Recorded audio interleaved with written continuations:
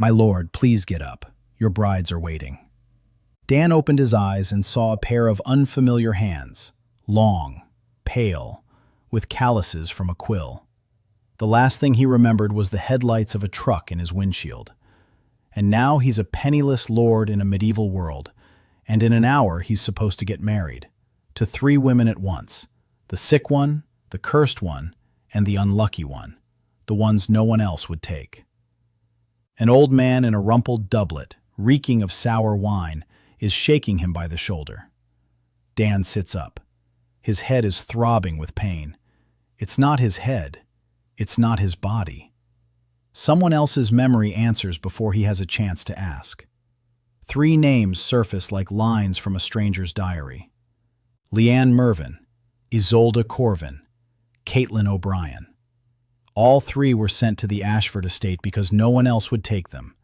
And he, Daniel Ashford, 22 years old, the last heir to a destitute family, is taking all 3 as his wives today. Dan closes his eyes. He opens them. The cobwebs on the ceiling haven't disappeared. This isn't a dream. The old man's name is Oswald, and on the way to the hall he hurriedly fills Dan's head with what his memory couldn't hold. The Ashford estate lies on the southern border of the kingdom. 5 generations ago they were wealthy. Now they are destitute. The lands have been mortgaged. Of the servants, only Oswald himself and the cook remain. The marriage board sent the 3 brides by decree. No other house agreed to take them in. The board sought a lord poor enough and desperate enough to take all 3 as a package deal. And here he is. In a doublet the color of yesterday's sky, washed in river water for 3 years running. They enter the hall. It is empty with that kind of emptiness that comes when the furniture has been sold and no new furniture has been bought. 30 guests line the walls, having come to watch the Ashfords bury their family name. 3 figures stand at the altar. Dan looks at them and freezes. The first on the left, thin. Her dress hangs on her like a coat on a hanger.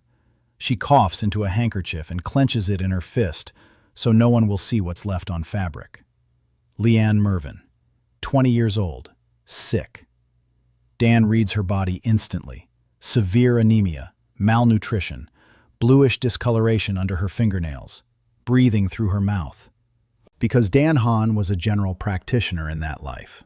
The second one in the center, straight as a spear, a black veil down to her chin, gloves up to her elbows, not a single patch of exposed skin. Isolde Corwin, 23, cursed, disowned by her family at 16.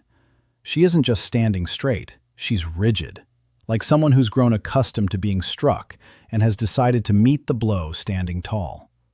The third one stepped back on her own, fair-haired, smiling, politely, automatically. Dan had seen that smile hundreds of times, on children in foster care who'd learned to be easy to handle so they wouldn't be sent back. Caitlin O'Brien, 19, unlucky. 4 broken engagements, 4 dead or ruined fiancés. Everyone is convinced she brings bad luck. Dan looks at the 3 women and understands. Each of them has already decided that they won't be chosen again today. Lienne hides behind a cough. Isolde hides her face. Caitlin hides behind a smile. They aren't expecting anything good. They've braced themselves for the worst. The priest begins the ritual about blood and duty, and then a voice rings out from the back row. Marcus Ashford, the cousin. He leans toward his neighbor loud enough for the whole hall to hear. I wonder in what order he'll take them to the bedroom. Someone snorts. Lienne clutches her handkerchief tighter. Caitlin's shoulders shudder, but her smile holds firm. Dan takes the wedding cup. The priest waits for him to drink and pass it around. It's the custom. Dan puts the cup back down. He turns to the 3 brides. He takes a step toward them, and he speaks, quietly, so that only they can hear. My name is Dan. I know you're scared. Tonight, no one is going to force anyone to do anything. We're just going to get to know each other. Okay. Lienne looks up for the first time during the entire ceremony. Beneath the coughing and pallor, there's something alive. Frightened, but alive. Isolde, Beneath her veil, freezes. She doesn't relax. She freezes. Like a dog that's heard an unfamiliar sound and can't decide whether to bite or listen. Caitlin stops smiling. She just stops. And beneath the mask is the face of a very tired 19-year-old girl who has walked down the aisle 4 times and walked away alone 4 times. Dan takes the chalice. He drinks. He passes it around. The priest recites the incantation. 3 thin white threads flare up above the altar. The threads of kinship, the bond between spouses. Usually, they flare up and fade away in the very same moment, because kinship demands something that hasn't existed in the kingdom's marriages for 100 years. Everyone expects the threads to fade. The threads do not fade. 3 white lines hang above their heads, pulsing slowly, quietly, stubbornly, vividly. The hall falls silent. The priest freezes with his mouth agape. Marcus stops smirking. Oswald turns pale and presses his hand to his chest. Dan doesn't understand what's happening. He sees the threads but doesn't know what they mean or why everyone is staring as if lightning had struck the chapel. He knows only one thing. The 3 girls are standing side by side, and not a single one is crying. A good start. The guests disperse quickly. No one stays for dinner, which at the Ashford house consists of thin soup and bread that doesn't even remember last week. According to custom, the Lord determines the order of the first wedding night. Oswald waits for instructions. Dan speaks. Each one goes to her own room, separately. Dinner in an hour. I'll bring it myself. Oswald opens his mouth to object. Dan repeats himself. Oswald shuts his mouth. Dan goes down to the kitchen.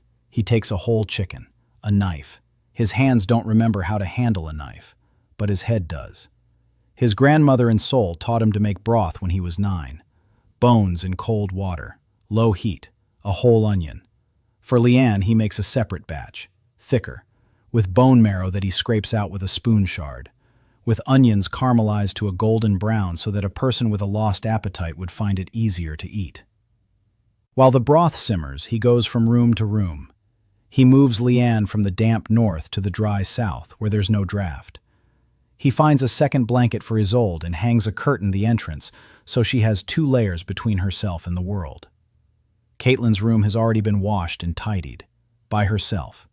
In the 20 minutes that have passed since the wedding, she put the place in order and sat down to wait. The broth is ready. Dan brings it to Lienne first. There's a knock. She answers with the voice of someone who has been waiting for that knock all evening and dreading it. He enters. Lienne is sitting on the bed in her nightgown. The blanket is clenched in her fists. She's ready. Ready for what she imagines is about to happen. Dan sets the pot on a chair and sits down on the floor, at the foot of the bed, below her eyes. Never stand over someone who's waiting for a blow, he asks quietly. 3 questions. When was the last time she ate meat? When was the last time she slept on her side? And has anyone ever made broth just for her? Not for the whole family, just for her, in a small pot.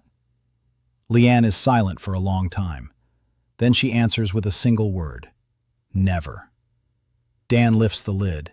Steam rises toward the ceiling. This is yours. No one else will eat from it. Lienne takes the pot with both hands. Her hands are shaking. She takes her first sip, and the thread of kinship above their heads flares up, not faintly, not subtly, so brightly that shadows dart across the walls. Someone in the hallway drops a candle. Dan doesn't understand what happened. He just sits on the floor and watches as Lienne drinks in small sips. She finishes it. She lies down. She closes her eyes. A minute later, she's asleep. For the first time in a long time, she falls asleep not with fear, but with warmth in her stomach. Dan covers her with a second blanket. He slips out quietly. He takes dinner to the others. Isolde takes the bowl through the crack in the door without taking off her gloves or saying a word. Caitlin thanks him 3 times and smiles 4 times in a minute. Dan returns to the kitchen. He rests his head in his hands. He's dead. He's alive. He's in a strange world, in a strange body, with 3 wives he met just 3 hours ago. He knows nothing of magic, nothing of maps, not even where the bathroom is. But Lienne has fallen asleep without fear, and that's a good start. And in the morning, old Oswald will discover that the Ashfords' neglected south garden has turned green overnight. Oswald stood in the middle of the south garden and looked like a man who'd just been told that his dead cat had returned and brought a mouse. Grass was pushing through the stony ground. The 3 apple trees, which hadn't borne fruit in 8 years, were covered with pale buds. The rose bush by the fence unfurled its leaves as if waking from a long sleep. Yesterday, this had been dead ground. Today, it was alive. Oswald touched the grass, real, wet with dew. He looked up at Dan, who was standing nearby in the same doublet he'd worn yesterday, because he didn't have another one. "My lord, what did you do last night?" Dan looked at the garden, then at his hands, then back at the garden. He had no idea. He'd made some broth. That was all he'd done. Oswald explained. Kinship in the marriage bond is not just threads above one's head. It is a connection between the home and the land. When kinship grows, the land responds. Harvests improve. Livestock grows healthier. Springs become clearer. When the kinship wanes, the land withers. The Ashfords hadn't seen a living kinship in 3 generations. Everyone thought their line had died out. And then, overnight, the south garden. Dan listened. He nodded. He filed the information away in that part of his mind he called the madness folder. That was also where he'd filed the first stories from teenagers at crisis centers when they described things that made you want to run out of the room. Don't leave. Listen. You'll figure it out later. He told Oswald they needed to talk. But first, he needed a complete list of everything in the house. Food, money, people, debts, everything. Oswald led him into the study. The study was a room with a single table and a chair missing a leg. There were papers on the table, lots of papers. Dan sat down. Oswald began to speak. The picture that emerged was one that, back in Boston, Dan would have called a Category 3 crisis. The funds in the treasury would last a month and a half at best. The debt owed to Count Velrod was an amount that made Dan's teeth ache just thinking about it. 4 villages were listed as belonging to the Ashford estate, but 2 of them hadn't paid taxes for the past 2 years because they had nothing with which to pay. The retinue had been disbanded. The last soldier had left a year ago. All that remained of the estate were 6 chickens, 1 cow, and a stable hand without a horse. Dan listened and jotted down notes on a scrap of parchment. Not numbers. People. Who worked in the house? Who lived in the villages? Who was sick with what? Who held a grudge against whom? Who had left and why? Oswald was surprised by the questions. Lords usually asked about income and taxes. This one asked about people. Dan finished with Oswald 2 hours later.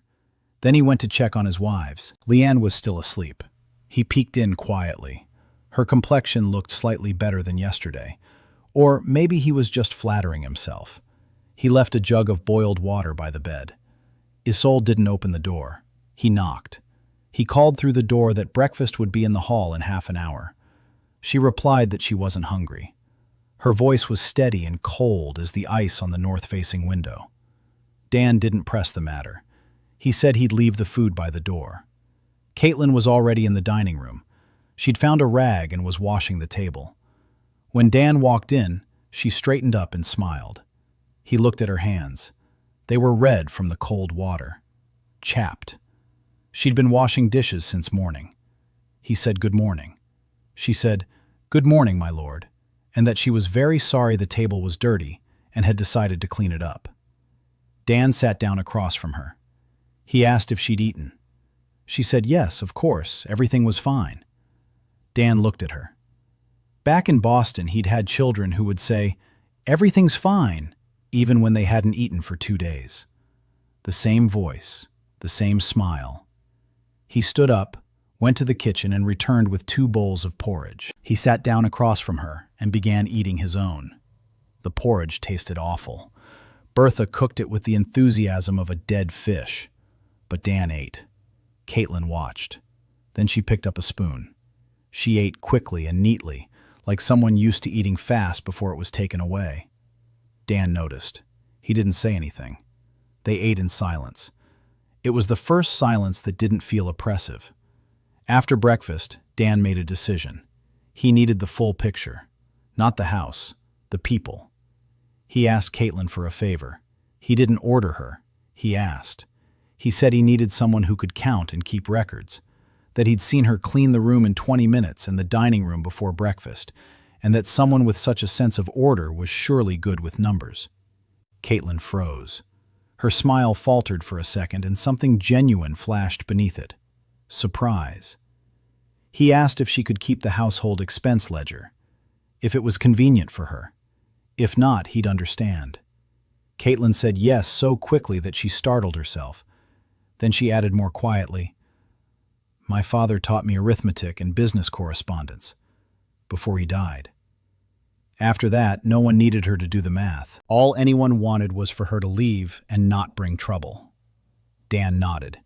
He said she didn't need to leave here. Here, they needed her numbers. He gave her some paper, a pen, and Oswald's list. Caitlin sat down at the table with the look of someone who'd been handed a treasure. Dan went to Isolde.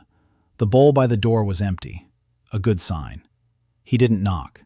Instead, he sat down in the hallway across from her door and spoke quietly enough that only she could hear. He said he didn't know what had happened to her.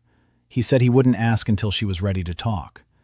He said there were 3 things in the house that belong only to her: her room, her silence, and her right not to come out until she's ready. The silence behind the door was different. Not hostile, attentive. He continued. He said the only thing he asked was that she eat 3 times a day. He would leave food at the door, hot, and if she needed anything specific, she could write a note and slip it under the door. Silence. Then, from a scrap of paper slowly slid out from under the door. On it, in handwriting as even and stiff as her back, was written a single word: candles. Dan nodded toward the door. He found 4 candle stubs in the pantry. He placed them by the threshold. A minute later, a gloved hand took them. He left. The day went on. Dan methodically walked through the house, mapping it out in his head. Not the walls and rooms, the people and their problems. The kitchen. Bertha was a poor cook, but it wasn't her fault. There wasn't enough food. There were no spices at all. The dishes were cracked. The knives were dull. Dan sharpened 2 of them. Bertha looked at him as if he were a ghost. Lords don't sharpen knives. This one did. The pantry. Flour and salt. A barrel of salted fish. Dried herbs, half of which were useless and the other half potentially poisonous. Dan separated one from the other. He found something that looked like thyme. He sniffed it. He hung it up to dry again. The well. The water was murky. Dan told Oswald to boil all the water before drinking it. Oswald asked why. Dan said that unboiled water was home to tiny creatures that caused stomach sickness. Oswald looked at him as if he were crazy, but he nodded. The Lord said to boil it, so boil it. By evening, Dan was back in the kitchen. He was cooking. Not broth, porridge, with onions, with that root vegetable, with a piece of salted fish for flavor. A separate portion for Lienne. A thin porridge, made with broth instead of water, with extra salt. Bertha stood nearby and watched. Then she asked if she could help. Dan handed her the onion. She chopped it. For the first time in a year, someone was cooking in this kitchen as if it actually mattered. Dan brought in dinner. Lienne had woken up. She was sitting on the bed. She saw him and didn't flinch. Yesterday she'd flinched. Today she didn't. He set the pot down. He sat down on the floor. Lienne looked at him and asked why he was sitting on the floor. He answered honestly. Because when a person is scared, you need to be below their eye level.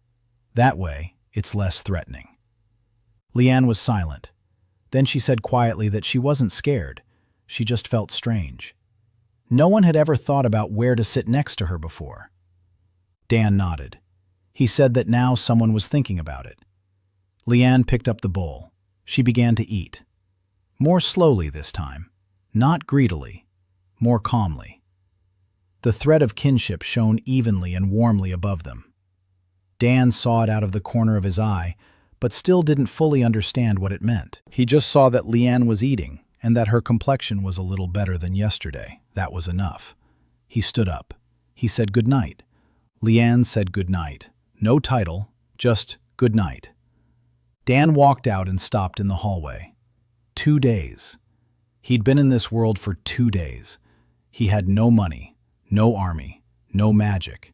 He had a dilapidated house, a cook who couldn't cook, a manager who drinks, a stable hand without a horse, 3 wives, one of whom is dying. The second won't leave her room. The third smiles so widely that you can't see the person behind the smile, and a south-facing garden that's turned green from chicken broth. Dan leaned against the wall. He closed his eyes. The voice of his Boston supervisor, Dr. Pack, rang in his head. She always said the same thing when a case seemed impossible. You can't save everyone in a single day, but you can do one thing right, one thing every day. Dan opened his eyes. One thing for tomorrow. He knew what it was. In the morning, he would go to the village. The village of Ashbrook lay an hour's walk from the estate and looked as if someone had started building it, then changed their mind and walked away. A dozen houses, half of them with sagging roofs, a well in the square. Dan walked along the only road and counted the faces. 23 people had come out to look at the young lord. 23 faces, all with the same expression, wariness. He knew that look. He'd seen it in foster families when a new social worker arrived. People didn't believe that a lord's visit could mean anything other than a new tax or a new order. Oswald walked beside him. Behind them, 10 paces back, walked Caitlin. Dan had asked her to come along, not because he needed help, but because she needed to get out of the house. She walked with the expense ledger tucked under her arm and a smile that faded slightly when she saw the village. Not out of disdain, out of recognition. She herself had lived like this for the past 2 years, ever since her father's death. The village headman of Ashbrook was a sturdy man named Graham. His face was tanned, his hands were calloused. His eyes looked at Dan as if calculating how much he could charge him for the visit. Graham bowed just enough to satisfy custom, not a degree less. Dan asked him to show him around the village. Graham did. Dan walked and asked questions, not the kind of questions lords ask. Lords ask how much grain has been harvested and why taxes haven't been paid. Dan asked about other things. How many children were in the village? 18, Graham replied. How many are sick right now? Graham hesitated. 6. With what? Graham didn't know. Stomach problems. All the same thing. It's been 3 weeks already. Dan asked to see the well. Graham led him to the well. Dan looked down. He asked for a bucket of water. The water was murky and smelled sour. He asked for a torch. Oswald found one. Dan lowered the torch into the well and looked at the walls. On a ledge 4 meters from the surface lay something dark, thing, small, dead, a dead rat. It had fallen into the well at some unknown time and had been decomposing in the water everyone had been drinking. Dan straightened up. He looked at Graham. He said calmly, "The children aren't sick from a curse or bad air. They're sick from the water. There's a dead animal in the well. We need to clean out the well.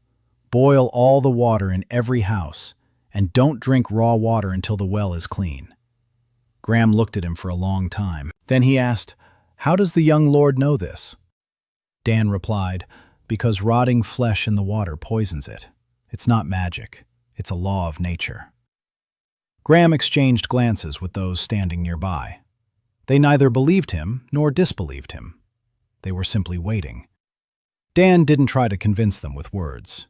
He took off his doublet, rolled up his sleeves, asked for a rope and a bucket, and set about cleaning the well himself.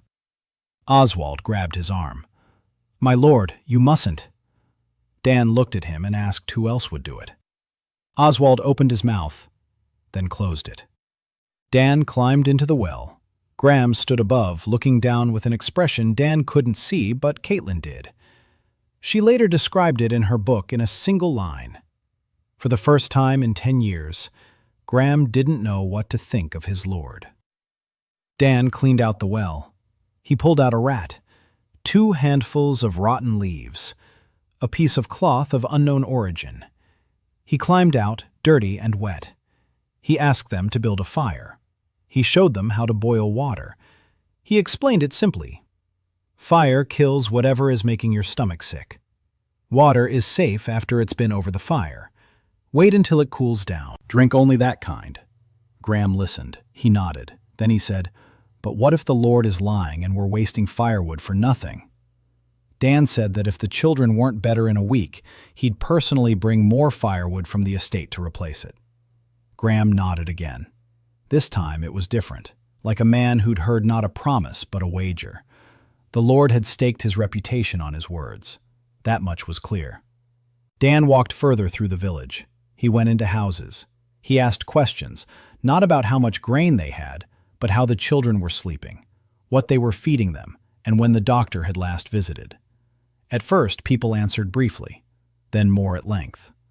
One woman showed him a child with a rash on its arms. Dan took a closer look. It wasn't an infection. It was contact dermatitis. He asked what she used to wash the laundry. She showed him the soap. The soap was harsh and smelled of lye so strongly that Dan's eyes watered. He told her to rinse the laundry twice, better yet 3 times, and not to rub that soap directly on the child's skin.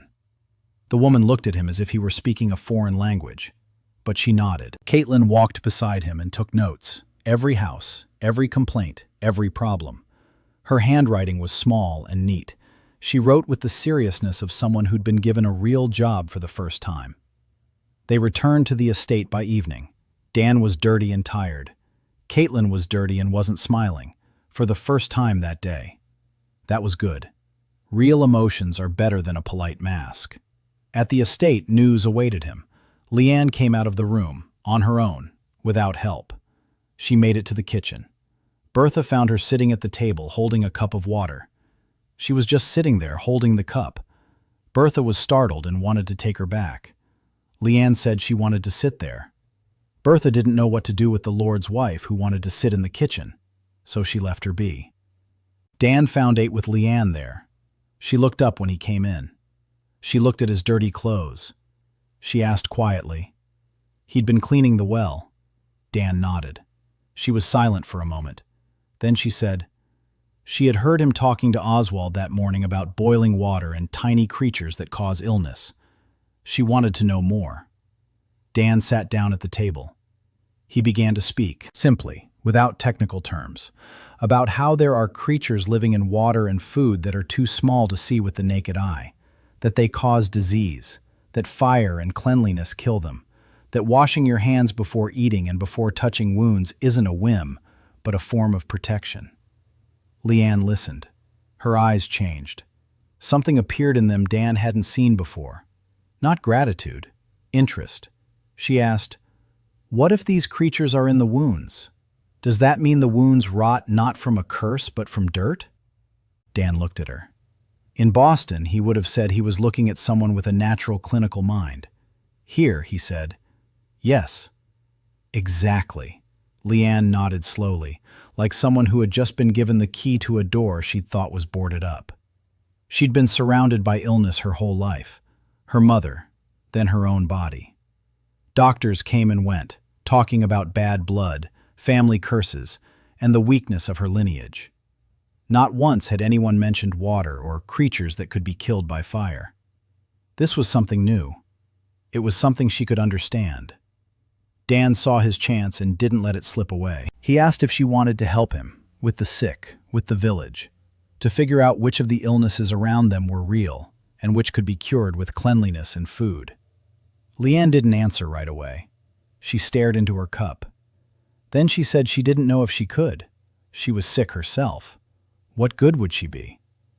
Dan said the one thing he knew better than anything else in the world, that it is precisely the one who has been sick who best understands the one who is sick now, that her experience isn't a weakness, it's knowledge. Lienne looked up. The thread of kinship shimmered quietly and steadily above her. She didn't say yes, but she didn't say no either. She said, "Let him tell me more. About the creatures, about purity, about everything." Dan talked until dark. Bertha brought them dinner and stood in the doorway listening. She didn't understand everything either, but she understood the main thing. The young lord knows something that no one else knows, and the sick girl who was brought here to die is listening to him as if she wants to live. That night, Dan lay in his room and thought. 2 days ago, he had died on a highway in Massachusetts. Now he lives in a world where marriage is a magical contract and the well once in a generation. He has one girl who's starting to believe him, one who sits outside the door and burns candles, one who writes down his every word with an accountant's precision and hides an ocean behind her smile. A village where today he removed a dead rat from the well, and that was the most useful thing Lord Ashford had done for his people in 10 years. A garden that's turning green because he made broth. He rolled onto his back. The room was dark.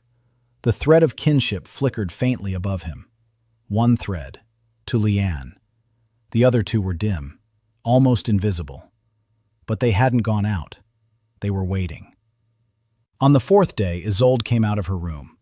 Not because she wanted to, because Dan had dropped a pot of porridge right outside her door, and the porridge had spilled across the hallway with a sound that was impossible to ignore. Dan stood over the puddle of porridge and thought that in Boston, he hadn't dropped anything heavier than a pen in 7 years. It was clumsy. The door opened. Isolde stood in the doorway, without her veil. Dan saw her face for the first time. Pale skin, dark circles under her eyes, sharp cheekbones, thin lips pressed into a line that said the whole world owed her, and she'd remembered it. Her gloves were still on. She looked at the porridge, then at Dan, then back at the porridge, and she said, "Is this my breakfast or my punishment?" Her voice was dry, sharp, with a knack for sarcasm that develops when humor is the only weapon they haven't taken away from you. Dan said it was breakfast. It had been. Now it was a natural disaster. He apologized and promised to bring her a new one. Isolde stood in the doorway and didn't close it. It was an invitation, a small one, a cautious one, like a window left slightly ajar that would slam shut at the sound of a loud word.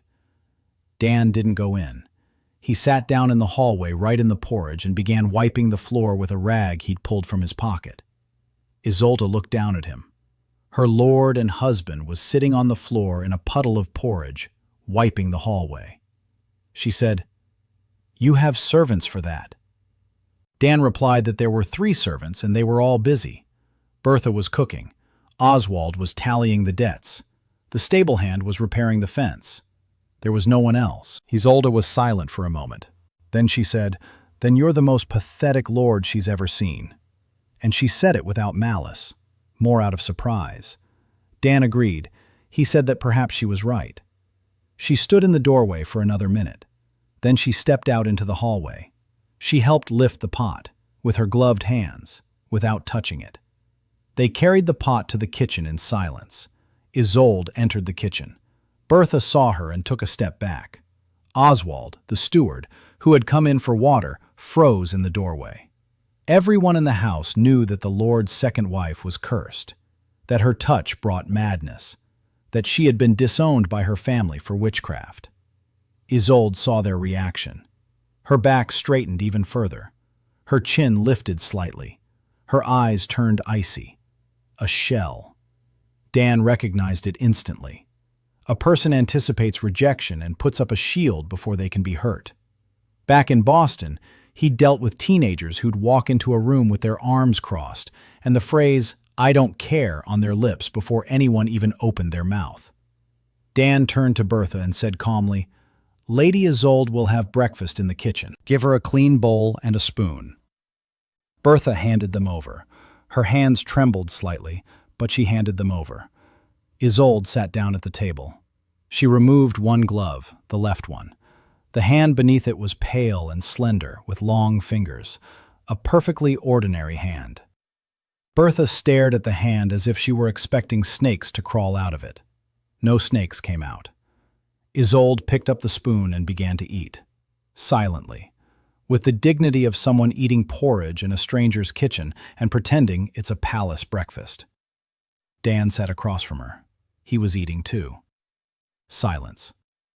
Caitlin walked in 5 minutes later. She saw Isolde at the table.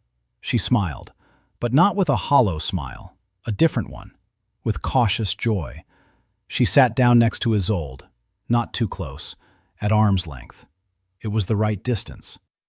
Dan noticed and thought that Caitlin sensed people better than anyone in this house, including him. Breakfast was over. Isolde stood up. She put on a glove. She looked at Dan and said, "She wouldn't sit in a room all day. She wasn't disabled or a prisoner. If he had work for her, she would work." Dan thought, work. He had a to-do list 3 parchments long. But what kind of work is suitable for someone who can sense lies and people's intentions just by touch, and who, without any training, goes mad from it? He asked. "She reads and writes well." Isolde looked at him as if he'd asked whether a fish could swim. She was the daughter of House Corwin, one of the oldest houses of the north. She read and wrote in 3 languages. Dan nodded. He asked her to sort through the Ashford archives. The study was cluttered with papers, contracts, letters, IOUs, and land deeds. No one had touched this mess in years. If Isolde could sort through and organize it, it would be a huge help. Isolde nodded, briefly. She went into the study. Dan heard her open a desk drawer and mutter a curse under her breath at the mess. It was a good sound. A person who curses at disorder is a person who has decided to fight it. The day was spent working. Dan established a schedule in the house, a simple one. Breakfast at 7, lunch at noon, dinner at 7 in the evening, meals in the kitchen. Everyone together. Anyone who didn't want to come didn't have to, but the food would be hot and waiting. Oswald expressed doubt that it was fitting for a lord to eat in the kitchen with the servants. Dan replied that in a house with only 4 people, there was no point in dividing people into lords and servants at the dinner table. Oswald washed down his doubts with wine. But he came to dinner. Bertha came. The stable hand, whose name turned out to be Olaf, came. He was a huge, silent man with hands like shovels and eyes like a sad dog's. He ate a lot, and in silence. Lienne came, on her own, slowly, holding onto the wall. But she came. She sat down next to Dan and sipped her broth in small sips. Caitlin came in first and set the table, without being asked, simply because she saw what needed to be done and did it. Isolde came in last. She sat at the end of the table. She ate with her gloves on. She didn't take them off. But she came. 6 people at the table, in the kitchen. The first shared dinner at the Ashfords' home in years. No one talked much. Bertha asked if they liked the porridge. Lienne said she did, quietly but honestly. Bertha beamed. Olaf asked for seconds. Caitlin offered to wash the dishes. Isolde silently stood up and helped clear the table. Her left glove was off. The right one wasn't. A small step. Dan didn't mention it out loud, but he made a mental note. After lunch, Isolde called him into her office. She had been working for 4 hours and had sorted through 1/3 of the archive. The papers lay in neat stacks: contracts, letters, debt documents, land deeds. In a separate stack lay the papers she had marked as important. Dan picked up the first one. A contract between the Ashford family and the Velrod family. A debt. A large one, with interest that grew every quarter. A condition. If the debt wasn't paid by the end of the current year, the Velrods would gain the right to the Ashford's southern lands. Those very southern lands on which stood the garden that had just begun to turn green. Dan read it. He read it again. He looked at Isolde. She nodded. She had read it too, and she understood as well. They had 8 months to pay off the debt or lose the only land that had begun to yield life. The second document was more interesting. An old letter, 20 years old, from Dan's father to someone in the capital. The handwriting was slurred and uneven. The content, a plea for help, a mention of some family documents proving that the Ashfords were entitled to debt relief. The documents were not attached. There was no reply to the letter. Dan asked Isolde if she knew what documents were being referred to. Isolde shook her head, but she added that she would keep looking. Dan thanked her. Isolde looked at him strangely, like someone who'd been thanked for doing what they considered ordinary. She said, "He's a strange lord." "He's thanking me for work I'm supposed to do as a wife." Dan replied, "Supposed to and wanting to are two different things. He's thanking you for wanting to help." Isolde turned away, quickly, but Dan managed to notice that her expression lost its armor for a second. Just for a second. Then the armor returned, but the crack remained. That evening, Dan was making broth for Lienne again. Bertha stood nearby, and this time she wasn't just watching. She was repeating after him. Dan explained, "Bones in cold water, low heat, don't boil it, simmer it. A whole onion adds sweetness, salt at the end." Bertha nodded and committed it to memory. She didn't know how to write it down on paper, but her memory for recipes was better than that of any chef Dan knew. He gave her a task. Tomorrow morning she would make the broth herself, following his recipe, for Lienne. Bertha sat up straight, her shoulders squared. She'd been given a task, not an order. A task. With trust. It worked. It always worked. In Boston and in Anderline. People don't want orders. People want someone to say, "I trust you." That night, Dan sat on the porch. He looked out at the south garden. The buds on the apple trees had opened, pale, small, but alive. The bond with Lienne glowed steadily. The bond with Caitlin had grown slightly brighter than yesterday. The bond with Isolde was dim, barely noticeable, but it hadn't gone out. Dan closed his eyes. 8 months until the debt was due. A village with sick children. A home without a wife. 3 wives. 3 wounded people. And the land that responds to the broth. He didn't know what would happen next, but for the first time in 4 days, he had a feeling he remembered from his toughest cases. The feeling that there was something here to work with. A week had passed. The children in Ashbrook were no longer sick. Graham didn't come to thank him. He sent a sack of turnips. For the village elder, that was more than a thank you. It was an acknowledgement. A sack of turnips is worth a lot when you don't have enough food yourself. Bertha accepted the sack and grumbled that she didn't know 20 ways to cook turnips. Dan knew 3. They started with soup. The house was changing, slowly, imperceptibly to those who didn't know where to look. But Dan knew. Bertha started making broth herself in the mornings, without being reminded. She got up earlier. She cleaned the kitchen before work. Her porridge was still tasteless, but the broth turned out well. Olaf fixed the fence. Then he fixed the shutter in Lienne's room. Then he painted the kitchen door. No one asked him to. He just saw that people around him were working and started working too. Oswald stopped drinking by lunchtime. He still drank by dinner, but by lunchtime he was sober. For a man who'd been drinking from morning till night for the past 5 years, that was progress. Dan didn't praise him for it out loud. He just gave him tasks that required a clear head in the morning. Oswald understood without words. Lienne was changing faster than anyone else. Broth, clean water, a warm, dry room, sleep. Dan monitored her diet with the precision of a clinician. In the morning, porridge made with broth and a pinch of salt. At noon, bread soaked in broth. In the evening, broth with boiled chicken. Small portions. Frequently. 6 times a day instead of 3. Lienne ate without complaint. She understood why. Dan explained everything to her. Every meal. Why the salt? Why the small portions? Why the bone marrow? She absorbed the information with the eagerness of someone who had been told her whole life that her body was broken, and for the first time, someone was explaining how it worked.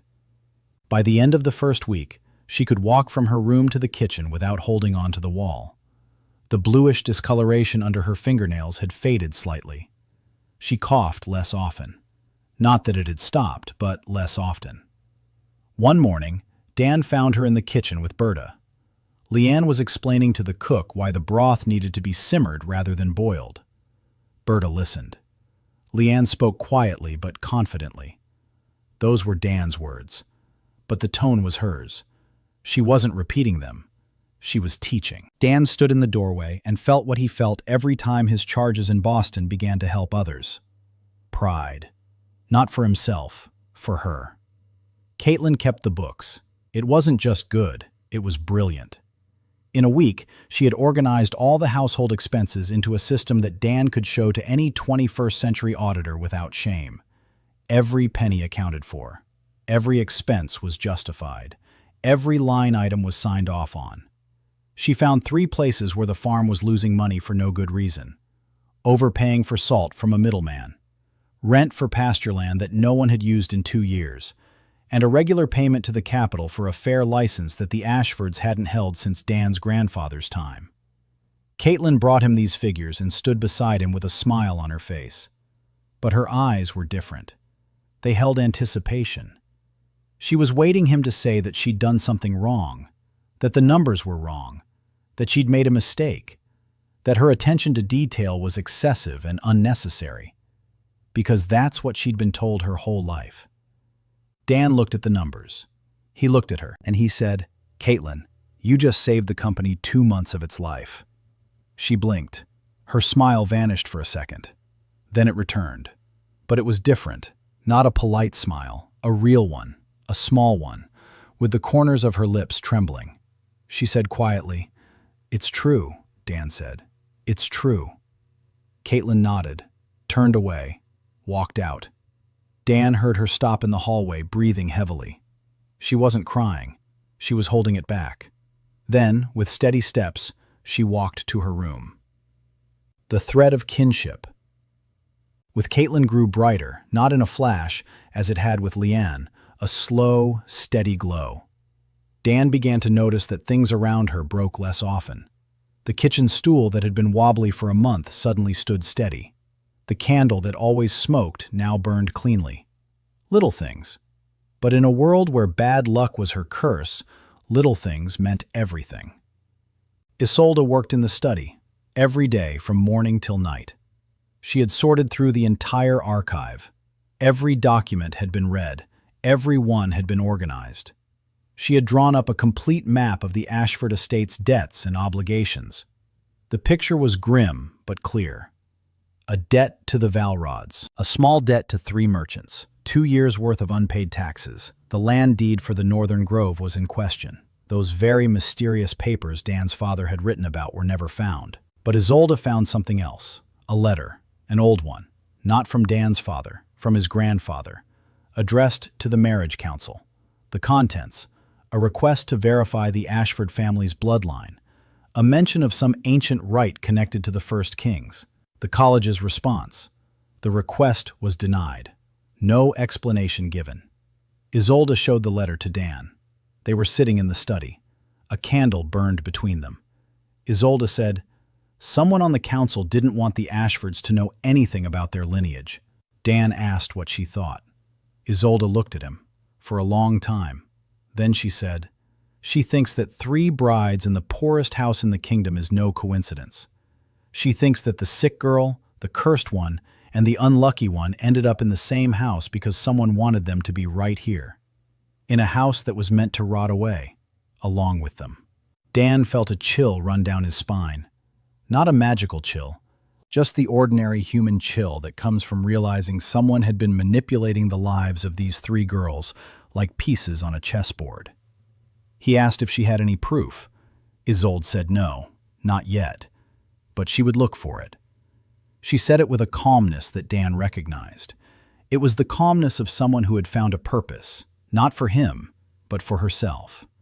Isolde wanted to know the truth, not because Dan had asked, but because it was her story too. She had been disowned. She had been exiled. And if someone's scheme was behind it, she wanted to know whose. The thread of kinship with Isolde stirred. For the first time in a week. Dimly, barely perceptibly, but Dan saw it. He didn't say anything. He just stood up and offered her some tea. The tea at the Ashfords was weak and tasteless, but hot. Isolde took the cup, with her left hand, without a glove. Dan noticed. He didn't look. He sat down and drank his tea. They sat in silence. Two people in a dimly lit study.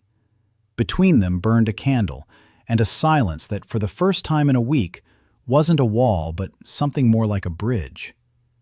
The next morning, Dan made a decision. He needed income. Urgently. 8 months until the debt to the Velrods was due. Caitlin had cut expenses to the bare minimum, but minimal expenses without income meant a slow death. He needed something that would bring in money quickly, using what he had. And he had the south garden, which was green out of season. He went out into the garden. The apple trees were in bloom, in early fall, when not a single apple tree in the kingdom is in bloom. Dan stood beneath the trees and thought. The magic of kinship makes the soil fertile. The southern garden yields a harvest out of season. Apples in winter aren't just food, they're a luxury. If he could grow a crop by winter and sell it when no one else has apples, the price would be high. He found Oswald. He asked if there was a market in the nearest town. Oswald said there was. Crossstone, half a day's journey, a fair every week. Dan asked how much apples cost in winter. Oswald named the price. Dan did the math. If the southern orchard yielded even an average harvest, and they could preserve and sell it in the winter, that would be enough to pay off their small debts. Not Velrod's, but 3 merchants. And that's a breath of fresh air. He went back inside. He gathered everyone around the kitchen table. Bertha, Oswald, Olaf, Caitlin, Lienne, who came on her own and sat next to Bertha, and Isolde, who arrived last and sat at the end of the table. And he said he wanted to establish a family council. Once a week. Everyone who lives in the house would sit down at the table and discuss what's going on, what's needed, what isn't working. Everyone has a say. Everyone, including Bertha and Olaf. Oswald asked, "Even the servants?" Dan said, "There are no servants here. There are people who live under the same roof and work toward a common goal. If Olaf has an opinion on how to fix the fence, his opinion is more important than Dan's because Olaf knows about fences and Dan doesn't." Olaf looked up from his bowl. He looked at Dan, for the first time ever. There was something in his eyes that Dan had seen in hospices, in patients who were being asked for the first time how they wanted to spend the time they had left. An acknowledgement. That you're here, that you matter, that you're seen. Olaf said, "The fence on the east side needs to be completely replaced. The posts have rotted." Dan said, "Thank you." Olaf nodded and went back to his food, but his shoulders seemed to have broadened slightly. Caitlin offered to take the minutes of the council meeting. Dan agreed. Isolde said she had a list of questions regarding the archives that required the Lord's decision. Dan asked her to read them aloud. She read them. 7 questions. Dan answered 3. He postponed 2. He didn't know the answers to 2 and honestly admitted that he didn't know. Isolde looked at him. A lord who says he doesn't know. She added that she might be able to find the answers if she were given access to the library at Crossstone. Dan said, "Of course." The first family council at Ashford Manor lasted 40 minutes. 3 issues were resolved. 2 new ones were raised. Bertha complained that she didn't have enough knives. Olaf said he could forge a knife if they could find some metal. Caitlin took notes. Lienne listened and said nothing.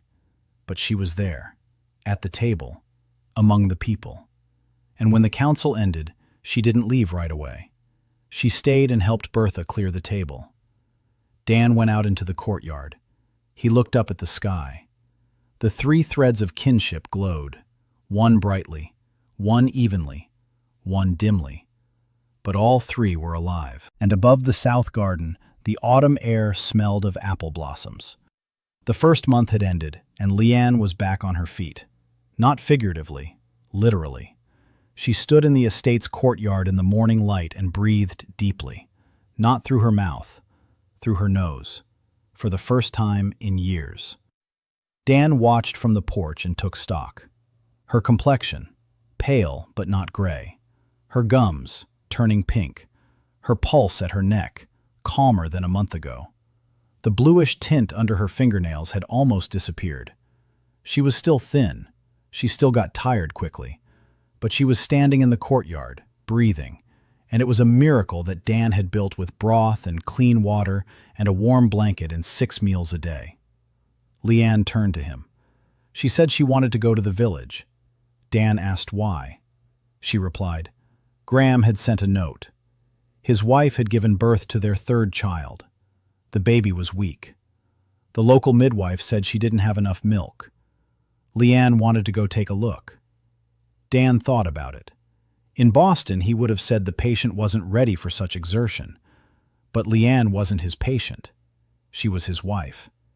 And for the first time in a month, she wanted something. Not because someone had asked her to, not because she had to, but because she'd decided for herself. He said, "All right." But they walked together, and slowly. It took them an hour to walk to Ashbrook. Lienne stopped 3 times to rest. She didn't complain. She just sat down on a rock and breathed. Then she got up and kept going. Graham was waiting for them in the village. His face was somber. He led them into the house. His wife was lying on a bench with the baby. Tiny, red, crying quietly, not a loud cry, but that thin whimper that means there's no strength left to scream. The midwife stood nearby, shaking her head. She said the baby was weak from birth and that there was nothing to be done. Such is fate. Dan looked at the baby, then at the mother. Pale, sweaty, dry lips. He recognized the symptoms instantly. Dehydration. The mother isn't drinking enough water and her milk isn't coming in. Plus, she's likely lost blood after giving birth. A classic situation where, in the 21st century, they'd give her an IV drip of saline solution and everything would be resolved within a day. He didn't have an IV drip, but he had knowledge. He turned to Lienne, and instead of doing everything himself, he asked, "What does she see?" Lienne looked closely at the woman, for a long time. Then she said quietly, "Her lips are dry. The skin on her hands doesn't smooth out when you pinch it. Her eyes are sunken. She isn't drinking." Dan nodded. He asked what she thought they should do. Lienne paused. Then she said, "Water, lots of water, with salt, maybe honey if we have any, so the water stays in her body." Dan smiled, not on the outside but on the inside. She had described oral rehydration in her own words, without a textbook, without any medical training, just by observing and thinking. He said, "Exactly. Show me how you do it." Lienne froze. She looked at him. She'd expected him to do it himself, that she would just watch, to learn. But he was asking her to do it. She turned to Graham. Her voice wavered on the first word but steadied on the second. "She needs clean water, boiled water, salt. If there's honey, then honey. A clean cloth." Graham looked at her, then at Dan. Dan nodded. Graham went to get water. Lienne stayed with the woman in labor. She sat down beside her, took the woman's hand, told her quietly that everything would be all right, that she just needed to drink, a lot and often, in small sips, that her body knows how to make milk, but it needs water to do so. The woman looked at her, a thin girl in a dress that still hung on her like a sack. But her voice was calm and confident, and the woman began to drink. Lienne stirred the salt and honey into the water. She gave her a drink every 10 minutes, in small sips, just as Dan had given her a drink a month ago. By evening, the woman had stopped trembling. The milk came that night. The baby finally cried out at the top of her lungs, and Graham stepped out of the house with tears in his eyes and stood in the yard gazing up at the sky. Dan and Lienne to the estate after dark. Lienne walked in silence. She was so tired that Dan carried her on his back for the last quarter of the way. She didn't resist. She rested her head on his shoulder and breathed evenly. She was almost asleep. Caitlin was waiting for them on the threshold with a candle. She saw Lienne on Dan's back, and for a second her smile became genuine, frightened but genuine. Dan said that Lienne was just tired, that everything was fine. Caitlin helped tuck Lienne in and brought her some water. She covered her with a blanket. Dan stood in the doorway and watched as one of his wives tucked in the other. Something was changing in the house. Not between him and them, between them. The thread of kinship with Lienne burned brighter than it ever had ever. But Dan noticed something else. Something was glowing between Lienne and Caitlin, too. Not a thread, not magic. Something invisible and warm. Maybe it was called friendship. The next morning brought a problem. Oswald came to breakfast with the face of a man who'd swallowed a hedgehog. He said one word: Marcus. Cousin Marcus Ashford had sent a letter, an official one, with a seal. The contents.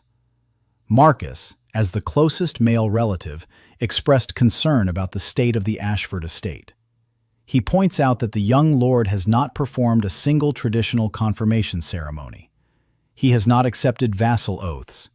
He has not conducted a survey of the lands. He has not presented his wives to the Earl's court. Based on the foregoing, Marcus intends to file a request with the Matrimonial College to review Lord Ashford's legal capacity. Dan read the letter. He passed it to Isolde. Isolde read it. Her eyes narrowed. She said, "Marcus isn't a fool. He's gathering grounds for a lawsuit. Every point in the letter isn't a complaint. It's preparation for a future trial. If Dan doesn't respond formally, Marcus will use his silence as evidence." Dan asked what she suggested. Isolde said, "Reply, formally, politely, addressing each point. And add that Lord Ashford would be happy to welcome his cousin to the estate for a private conversation. That will shift the burden to Marcus. If he comes, they'll see his face. If he doesn't, his letter loses its weight." Dan looked at her. At that moment, she wasn't the damned girl in gloves. She was a strategist. He said, "Write the reply." "She'll write it. He'll sign it." Isolde nodded. She went into the study. An hour later, she returned with a letter that was as smooth as silk and as sharp as a knife. Every word was carefully chosen. Every turn of phrase was flawless. Dan read it. He didn't understand half the legal jargon of this world, but he understood the tone. The tone said, "We see what you're doing. We're not afraid. Come on over." He signed it. The letter was sent by the stable hand, Olaf, who had to walk because there was still no horse. Dan decided that a horse was the next expense, after the apples. Caitlin did the math. If the apples from the south garden ripened by the first snow and they managed to get them to the fair in Crossstone, the proceeds would cover 3 small debts and leave enough for a horse. If. Dan went into the garden. The apple trees were in full bloom, strange and beautiful, an autumn garden in bloom. Butterflies that shouldn't be around at this time of year fluttered above the trees. The ground beneath his feet was soft and warm. He placed his hand on the trunk of an apple tree. The bark was warm, alive. The thread of kinship with Lienne pulsed somewhere at the edge of his vision. The earth gave because he gave to Lienne. Lienne gave because he had given her broth, knowledge, and the right to be useful. A circle, closed and growing. Dan understood the system. He had worked with systems his whole life. A family is a system. A community is a system. Resources flow where there is trust. Trust grows where there is care. Care works only when it is genuine. The system rejects the fake. He stood in the garden and thought about the Velrods, about duty, about the 8 months, about Marcus, about the college in the capital. The world around him was hostile, but the world inside the Ashford house was beginning to breathe. By the end of the second week, something happened that Dan hadn't expected. He was cooking dinner in the kitchen. Bertha had gone to the village to visit her sister. He was alone. He was chopping an onion. He was crying from the onion. That's the only reason therapists cry in the kitchen. The door opened. Isolde walked in, without knocking. She never knocked. She walked in as she had the right to, because she did. She stood beside him. She looked at the onion, at the tears, at the knife. Then she said, "You're cutting it wrong. You have to cut an onion from the root. That way there are fewer tears." Dan looked at her. She knew how to cut an onion. She was the daughter of a noble family and she knew how to cut an onion. He asked how she knew. Isolde paused. Then she said, "After her excommunication, she lived in the temple for 2 years. Everyone worked in the temple, even the excommunicated, especially the excommunicated. She cleaned, she washed, she cooked, she did laundry, for 2 years, until a letter arrived from the college stating that she was to be married off to the Ashford family." She fell silent. Dan waited. He didn't rush her. He didn't ask questions. There's a rule in therapy. When a person stops in the middle of a story, don't push them. Wait. If they want to continue, they will. If not, that's an answer too. Isolde continued. She said it was quiet in the convent, that it was the only place where the voices in her head fell silent, because the nuns spoke little and felt even less, or had learned not to feel. Dan asked cautiously, "The voices?" Isolde looked at him, directly, without a guard up, for a single second. She said she could hear people, not words, intentions.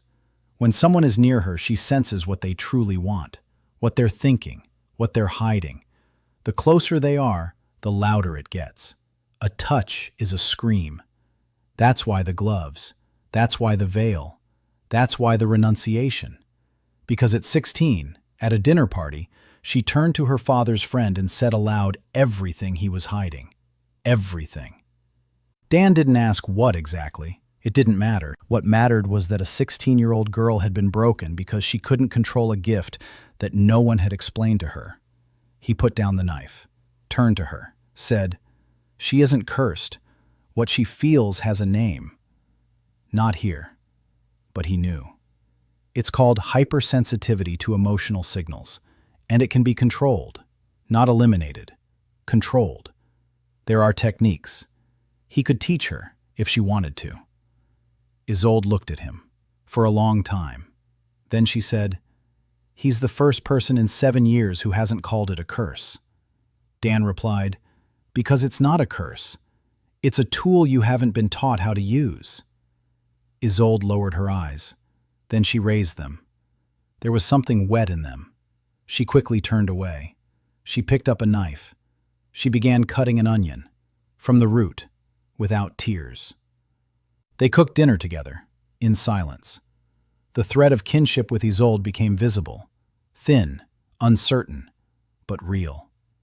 Dan began teaching Isolde grounding techniques in the 3rd week. In Boston, he'd used them with teenagers who were overwhelmed by other people's emotions at school. Here, he applied the same principles, but adapted to a world where no one had ever heard the word psychology. He called it the craft of silence. Every morning before breakfast, they would sit in the study. Dan explained, "When other people's intentions start echoing in your head, you need to find your own body. Feet on the floor, weight on the chair, breathing. Air enters through the nose and exits through the mouth. This is your anchor. As long as you feel your own body, you won't drown in someone else's." Isolde listened skeptically. For the first 3 days, she said it was nonsense, that she'd tried praying and meditating in a temple, and nothing had worked. Dan explained the difference. Our prayer is directed outward, toward God, toward a higher power. Grounding is directed inward, toward yourself.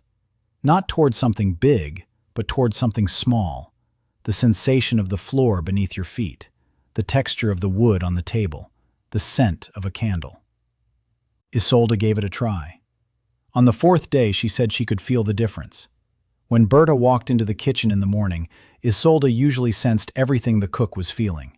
Fatigue, irritation with the cat, anxiety about the flour supply. It all came crashing down at once, and Isolde couldn't separate her own feelings from Bertha's. After 4 days of practice, she was able to step back for a second, to feel the floor beneath her feet. And that split-second pause was enough for the voices to grow quieter. They didn't fall silent, but they grew quieter. Isolde looked at Dan with an expression he recognized. That's what people look like when they first realize that their pain can be lessened. Not eliminated, lessened, and that even this reduction changes everything. She said, "More. Teach me more." Dan taught her, every morning, 30 minutes. He explained to her the difference between her own emotions and those of others. Your own feelings come on slowly. They build up. They have a reason that you know. Other people's feelings come on suddenly, without a reason, without context. If you're sitting there calmly and suddenly get angry and don't know why, that's not your anger. It's someone nearby. Isolde soaked it all in. She was smart, sharp and ruthlessly smart. She asked questions that made Dan think. Once she asked, "What if the person next to me is feeling the same thing I am? How can I tell my own anger apart from theirs if we're both angry?" Dan admitted it was a good question, one of the best he'd ever been asked. In Boston, that would have taken a month's worth of work. Here, he explained it more simply. The body. Your anger lives in your body. In your clenched teeth. In your clenched fists. Someone else's anger lives in your head. Like a sound. Like noise behind a wall. Learn to distinguish between what's a sound and what's a sensation. Isolde tried. She made mistakes. She tried again. By the second week of training, she was able to sit in the kitchen with everyone and not flinch every time Olaf's mood shifted. And Olaf's mood shifted often. He was a quiet man with a turbulent inner world, and before, Isolde hadn't been able to stay near him for more than 5 minutes. Now she could. A small victory. But she changed her lunchtime routine. Isolde began staying at the table until the end. While Dan worked with Isolde in the mornings, the rest of life at home didn't come to a standstill. Caitlin went to Croston, alone. Dan suggested Oswald accompany her, but Caitlin said she could manage. She rode in a wagon that Olaf had put together from the remains of 2 old wagons. Graham lent her the horse. Caitlin rode to the market with a sack of early apples from the south garden and a book in which she had recorded all the apple prices for the past year. She checked the prices with Oswald. She verified them with the merchant who brought in salt. She cross-checked them against the records in the archives. Dan hadn't asked her to do this. She did it on her own. She returned in the evening, without apples, with money, with 2 sacks of flour, with a piece of fresh gilt, and with an expression on her face that Dan had never seen before. Not a smile, not a mask. Calmness. The quiet, confident calm of someone who had gotten the job done and knew they'd done it well. She said, "Apples in Crosstone cost 3 times as much as usual. Because they're not supposed to be in season in the fall. The merchants didn't believe the apples were real. One took a bite to check. Then he bought the whole sack. A second merchant asked if there would be more. Caitlin said there would be. Every week. As long as the orchard produces them. She signed a contract for 3 future deliveries, with prepayment. Dan looked at the numbers she had written down. Then he looked at her. He said, "You've entered into a futures contract." Caitlin didn't know that word, but she knew she'd done the right thing. Dan explained, "You sold goods that don't exist yet at a price you locked in right now. That means that even if prices drop by winter, they'll get the amount we agreed on. And if they go up, they can enter into new contracts at the new price." Caitlin wrote down the word futures in her notebook. She underlined it. The thread of kinship with Caitlin grew brighter, not in a flash, but with a steady, sustained glow. Dan noticed something else. On the way to Crosstone, the wagon didn't break down. The horse didn't go lame. The weather didn't turn bad. Not a single stroke of bad luck. Before, every trip Caitlin took was accompanied by minor disasters. Something would break. Someone would get sick. Something would go missing. Not this time. Her shield gift was changing. Not because Dan had done anything to it directly, but because, for the first time in her life, Caitlin was doing something not out of fear, but by choice. She went to the market because she wanted to help the household, not because she was afraid of being useless. The difference was subtle, but the magic of kinship sensed subtleties better than people did. The second month. Apples from the southern orchard were sent to Crosstone every week. Money trickled in, a thin stream, but it flowed nonetheless. Caitlin paid off the first of 3 small debts. The merchant received the coins and looked at the Ashford seal with surprise. This household hadn't paid its debts in 3 years, and suddenly it was paying. Dan, meanwhile, was working with the villages. Not just with Ashbrook. 4 villages were under the Ashford estate's jurisdiction: Ashbrook, Meadowcross, River Backwater, and Old Bridge. The last 2 hadn't paid their taxes, so Dan went to find out why. River Backwater turned out to be half empty. 10 farmsteads, of which only 6 were still inhabited. People were leaving because the river had eroded 2 fields, leaving nowhere to sow crops. The village headman, a sullen old man named Fergal, greeted Dan in silence and looked at him as if expecting the Lord to start demanding money they didn't have. Dan didn't. He asked what the village needed. Fergal was silent for a long time. Then he said, "Stones. If we reinforce the bank with stones, the river will stop eating away at the fields. But the stones have to be hauled down from the hills, and there are few people left, and they're all old." Dan asked how many people were needed. Fergal said 10 strong men for 3 days. Dan said he would find the men. He went to Ashbrook, to Graham. He asked if Ashbrook could send 5 men for 3 days to help Riverbend with the bank. In return, once Riverbend was back on its feet, it would help Ashbrook with the roof repairs that needed to be done before winter. Graham thought it over. It wasn't an order. It was a deal. A fair one. A straightforward one. He said yes. 5 men. 3 days. They reinforced the riverbank in 4 days.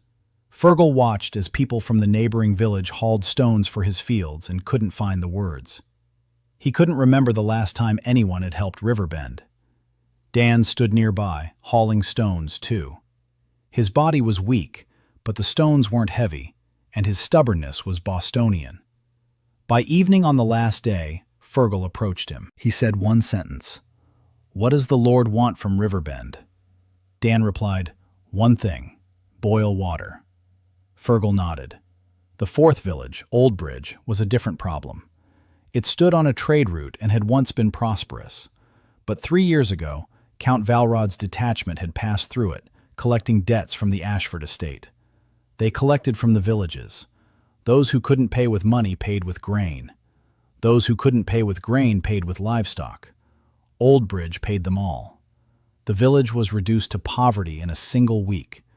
The people didn't leave, but they stopped considering themselves part of the House of Ashford. They believed the Ashfords had abandoned them. Dan arrived in Old Bridge and encountered hatred for the first time. Not the loud kind. Quiet. Cold. The village elder, Bran, didn't bow. He didn't invite him inside. He stood on the porch and looked down on him. He said the village needed nothing from the Lord. The village could manage on its own. They had nothing to pay with. If the Lord had come for taxes, let him take their last goat. Dan didn't argue. He didn't explain. He didn't make any promises. He said one thing, that he hadn't come for taxes, that the tax on Old Bridge Village had been lifted for a year, that if the village needed anything, it could send someone to the manor. And he left. Catelyn walked beside him and said nothing. Then she said quietly, "He lifted the tax." "On a village that hates him," Dan replied. "They don't hate him.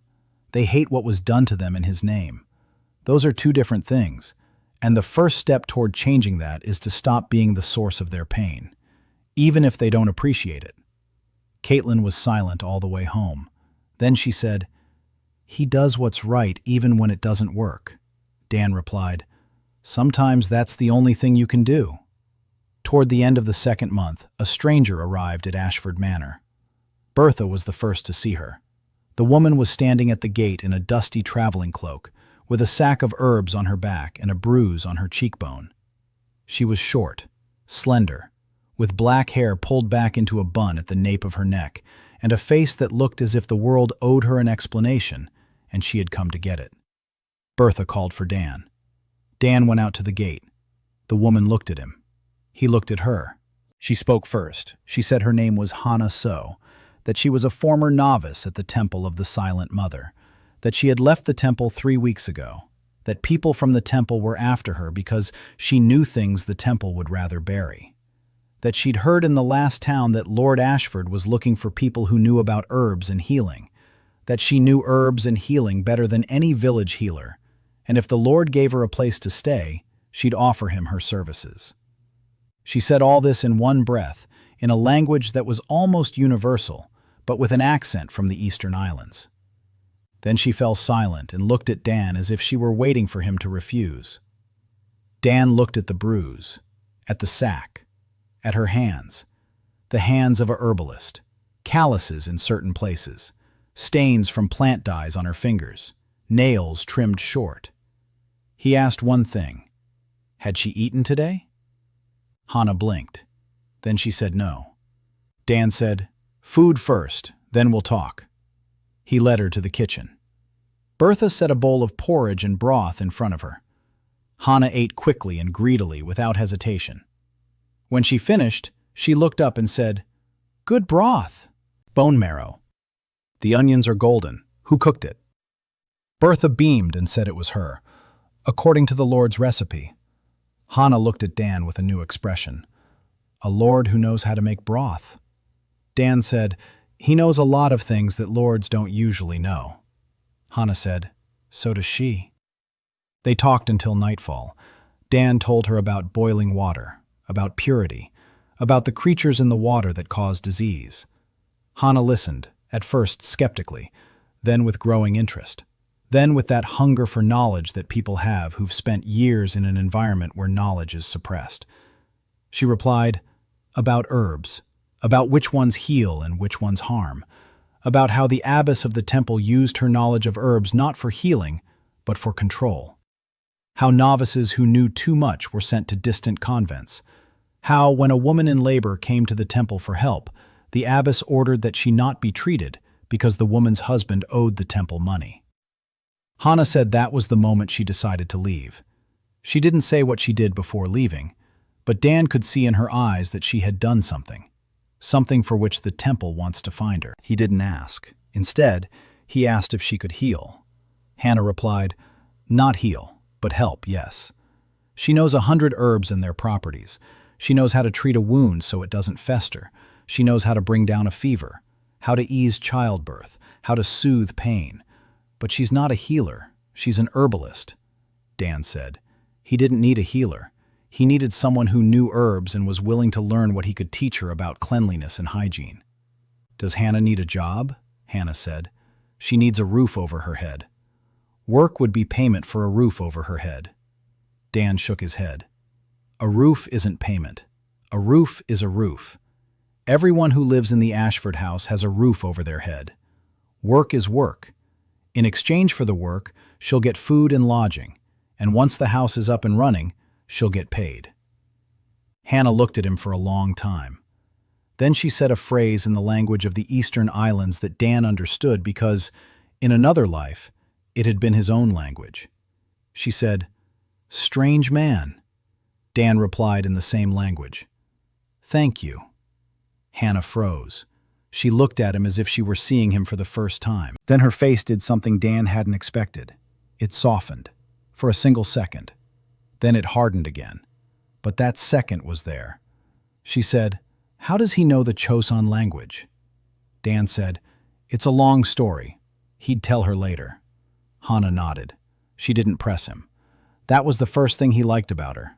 She knew how not to press. Hana was put up in a room next to the kitchen, a former storage room that Olaf had cleaned out in an hour. Small, cozy, with a window facing east. Hana looked around the room. She set down her bag. She hung bundles of herbs on the wall.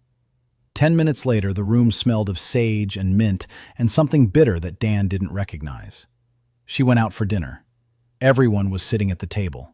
Bertha, Oswald, Olaf, Lienne, Caitlin, Isolde, Dan, and now Hana. 8 people. A month ago, there had been 4. Hana sat down next to Lienne. She looked at her with a professional gaze. Lienne sensed the gaze and turned.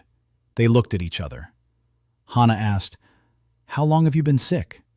Lienne replied, "Since childhood." Hana held out her hand. Lienne offered hers. Hana looked at her nails, at her gums, at the skin on the inside of her wrist. Then she let go. She said, "It's not blood depletion. It's blood weakness. There's a difference. Depletion means the blood is running out. Weakness means the blood isn't carrying enough life. You need iron, not from food, From herbs. She knows which ones. Lienne looked at Dan. Dan nodded. Hana knew what he knew, but in different words and with different tools. Anemia. Iron deficiency. In the 21st century, he would have been prescribed pills. Here, there were herbs. Hana said she'd start tomorrow. Lienne nodded. Something had changed at the table that evening. Lienne, who a month ago hadn't been able to make it to the kitchen, was sitting next to the herbalist, discussing her treatment. Not as a patient, as a participant. Caitlin was jotting down something in a notebook and occasionally looked up with an expression that Dan had learned to read. She was counting the people at the table. Every time the number grew, something inside her grew calmer. More people meant less chance that everything would fall apart. For a girl who was used to everything around her falling apart, this was medicine. Isolde sat on the edge of the table, without her left glove. Her right one was still on. She didn't join in the conversation, but she was listening. And when Hana said something sharp about the temple healers who healed with prayer rather than action, the corner of Isolde's mouth twitched. Almost a smile.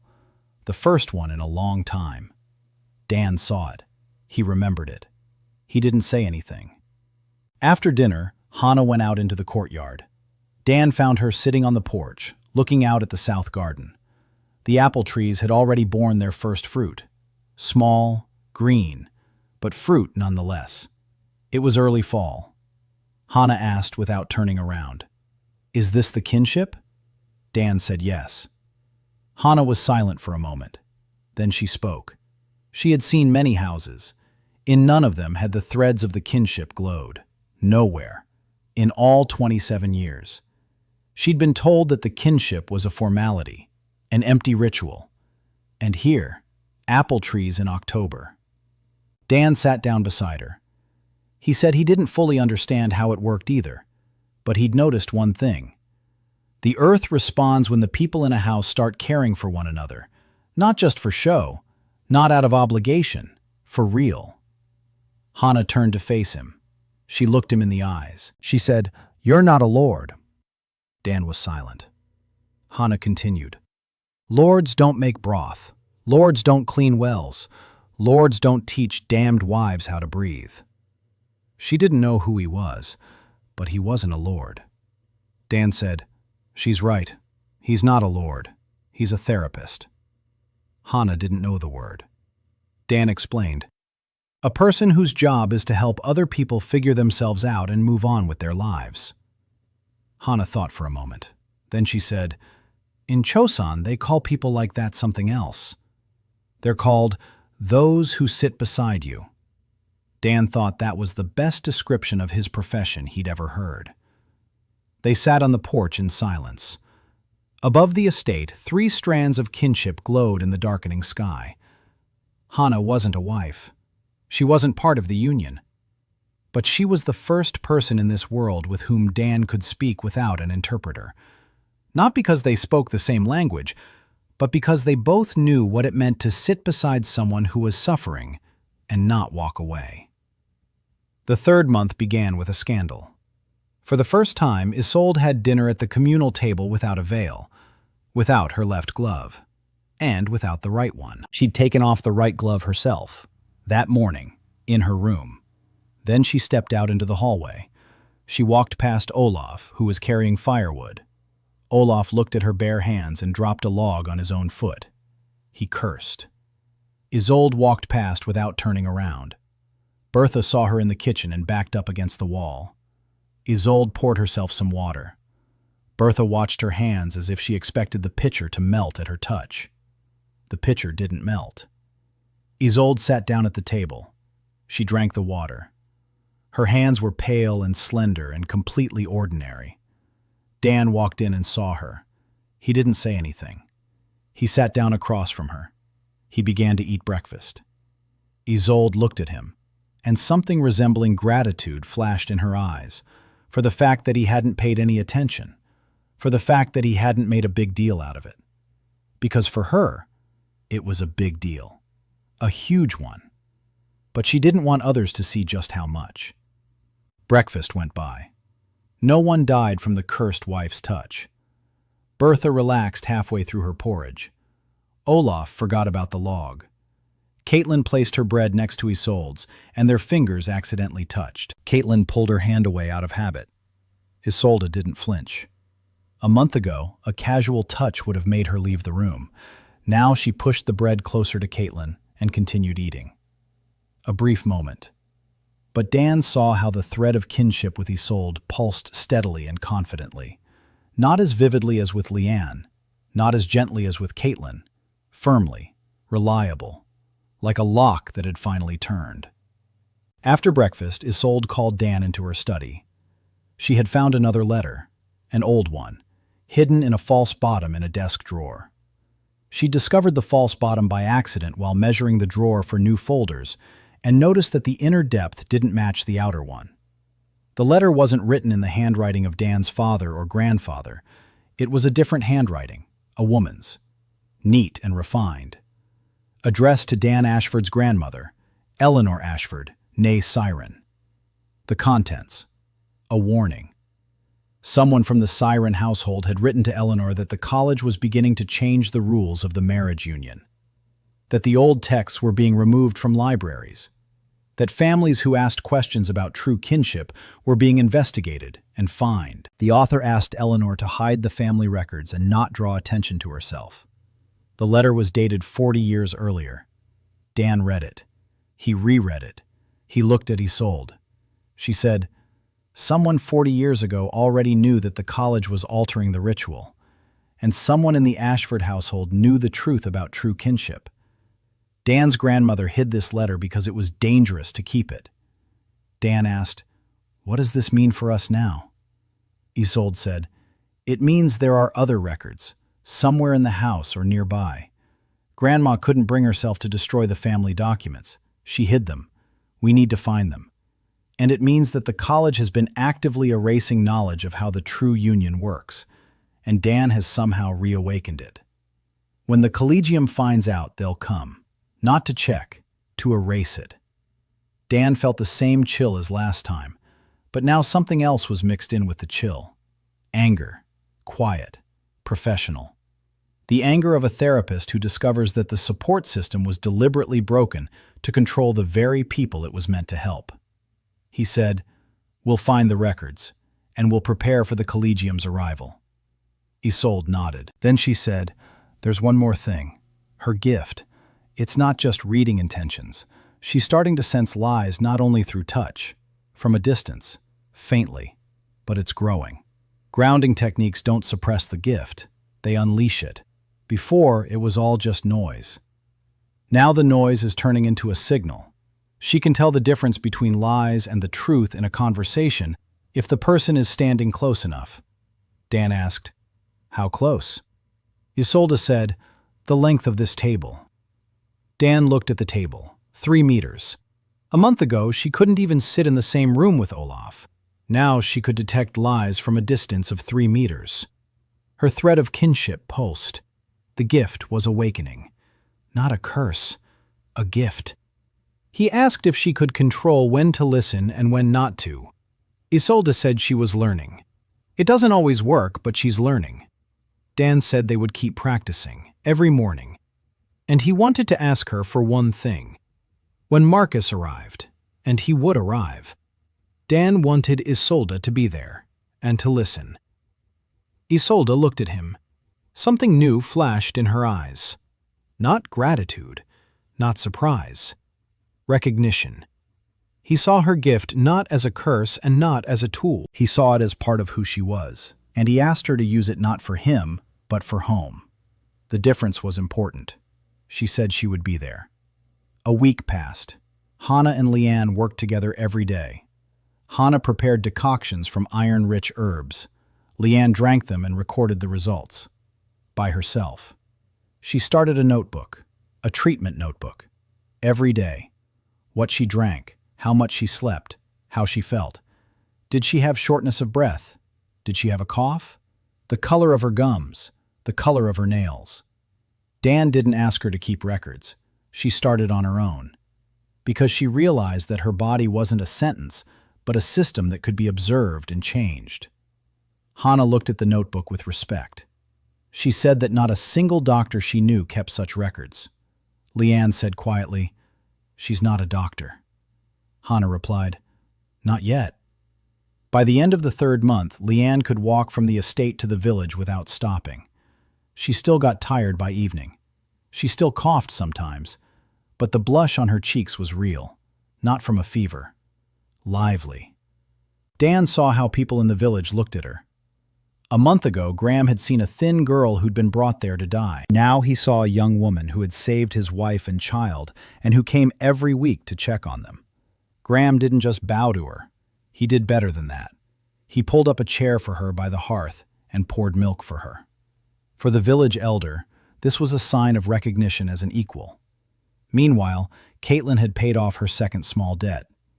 Apples from the south garden were selling steadily. The price rose as winter approached. Caitlin negotiated with the merchants in Crossstone with a precision that intimidated the grown men behind the counter.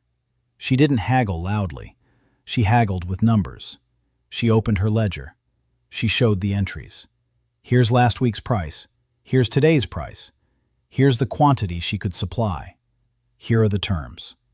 The merchants looked at the 19-year-old girl with her ledger and sensed that something unusual. Respect. One evening, Caitlin returned from Crossstone and wasn't smiling. Dan noticed. He asked what had happened. Caitlin was silent for a long time. Then she said, "The merchant Milan at the market had told her she was a good saleswoman for a girl who's down on her luck, that it was surprising the Ashfords hadn't gone bankrupt yet with her around, that he only did business with her because the apples were good, not because he believed in her luck." She said this in an even voice, with a smile, but her hands under the table were clenched into fists. Dan waited. Caitlin continued. She wanted to respond.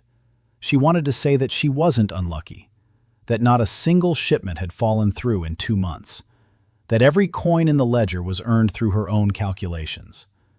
But she didn't say it, because she was used to her words changing nothing, because arguing meant drawing attention, and attention meant trouble. Dan asked what she was feeling right now.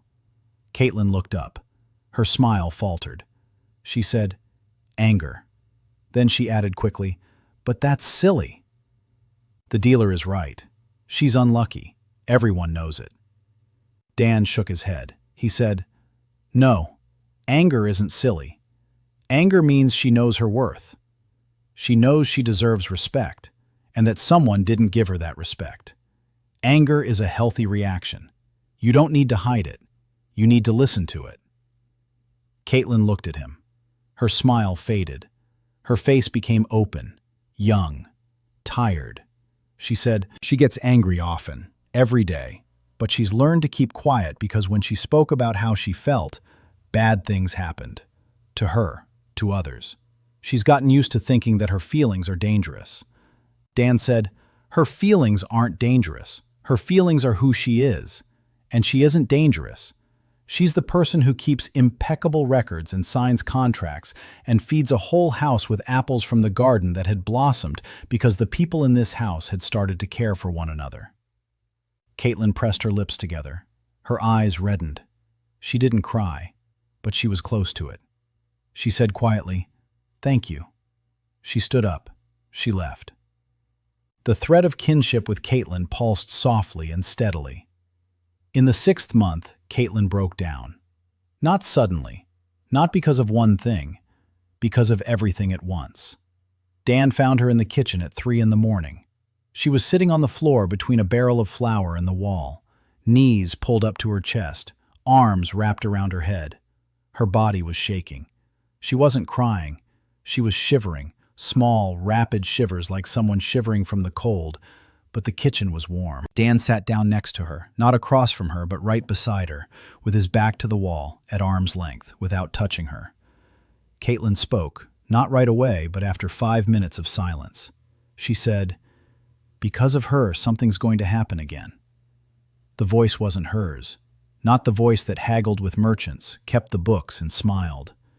It was the voice of a girl who had walked down the aisle 4 times and walked away alone 4 times. Dan asked quietly, "What happened?" Caitlin spoke in fits and starts, between shivers. That afternoon at the market in Crosstone, a merchant's cart overturned right next to her. It just tipped over. A wheel flew off. Sacks of grain spilled onto the road. The merchant wasn't hurt, but the people around her saw who was standing nearby, and she saw their faces. That familiar look. Bad luck. She brings misfortune. She's a walking curse. Then that evening, Olaf cut his hand in the workshop. Deeply. Hana bandaged it. No big deal. But Caitlin saw the blood and thought, "It's me." Then at dinner, Bertha dropped a pot. She just dropped it. Her hands were slippery. It happens. But Caitlin sat at the table and counted. The cart, the cut, the pot. 3 things in one day. She knew that count. She'd been keeping it her whole life. 1 bad incident is a coincidence. 2 is a pattern.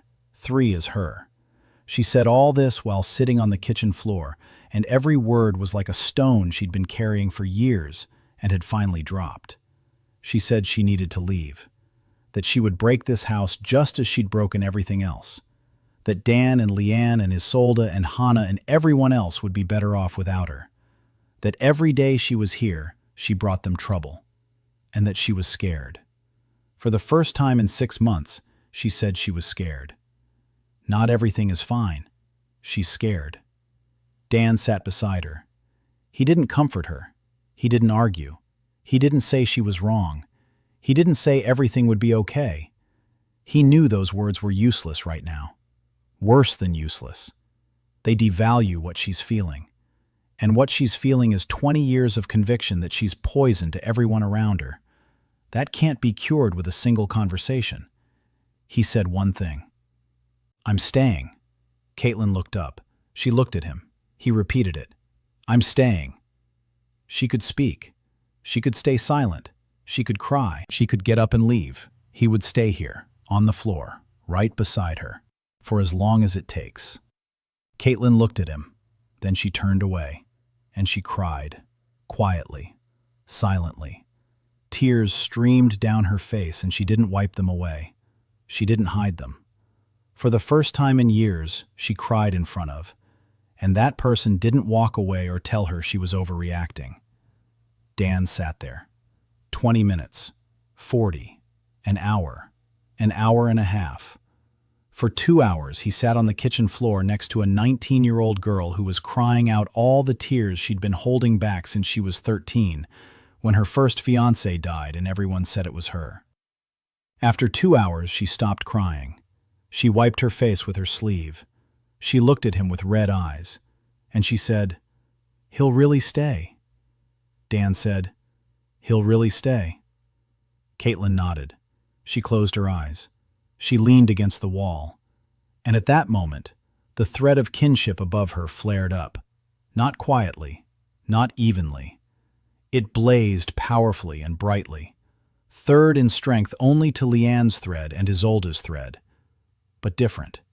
If Lienne's thread was warm and Isolde's thread was rigid, then Caitlin's thread was broad, like a shield, like a wall, like a dome. Dan saw the light and didn't understand what was happening, but he sensed it.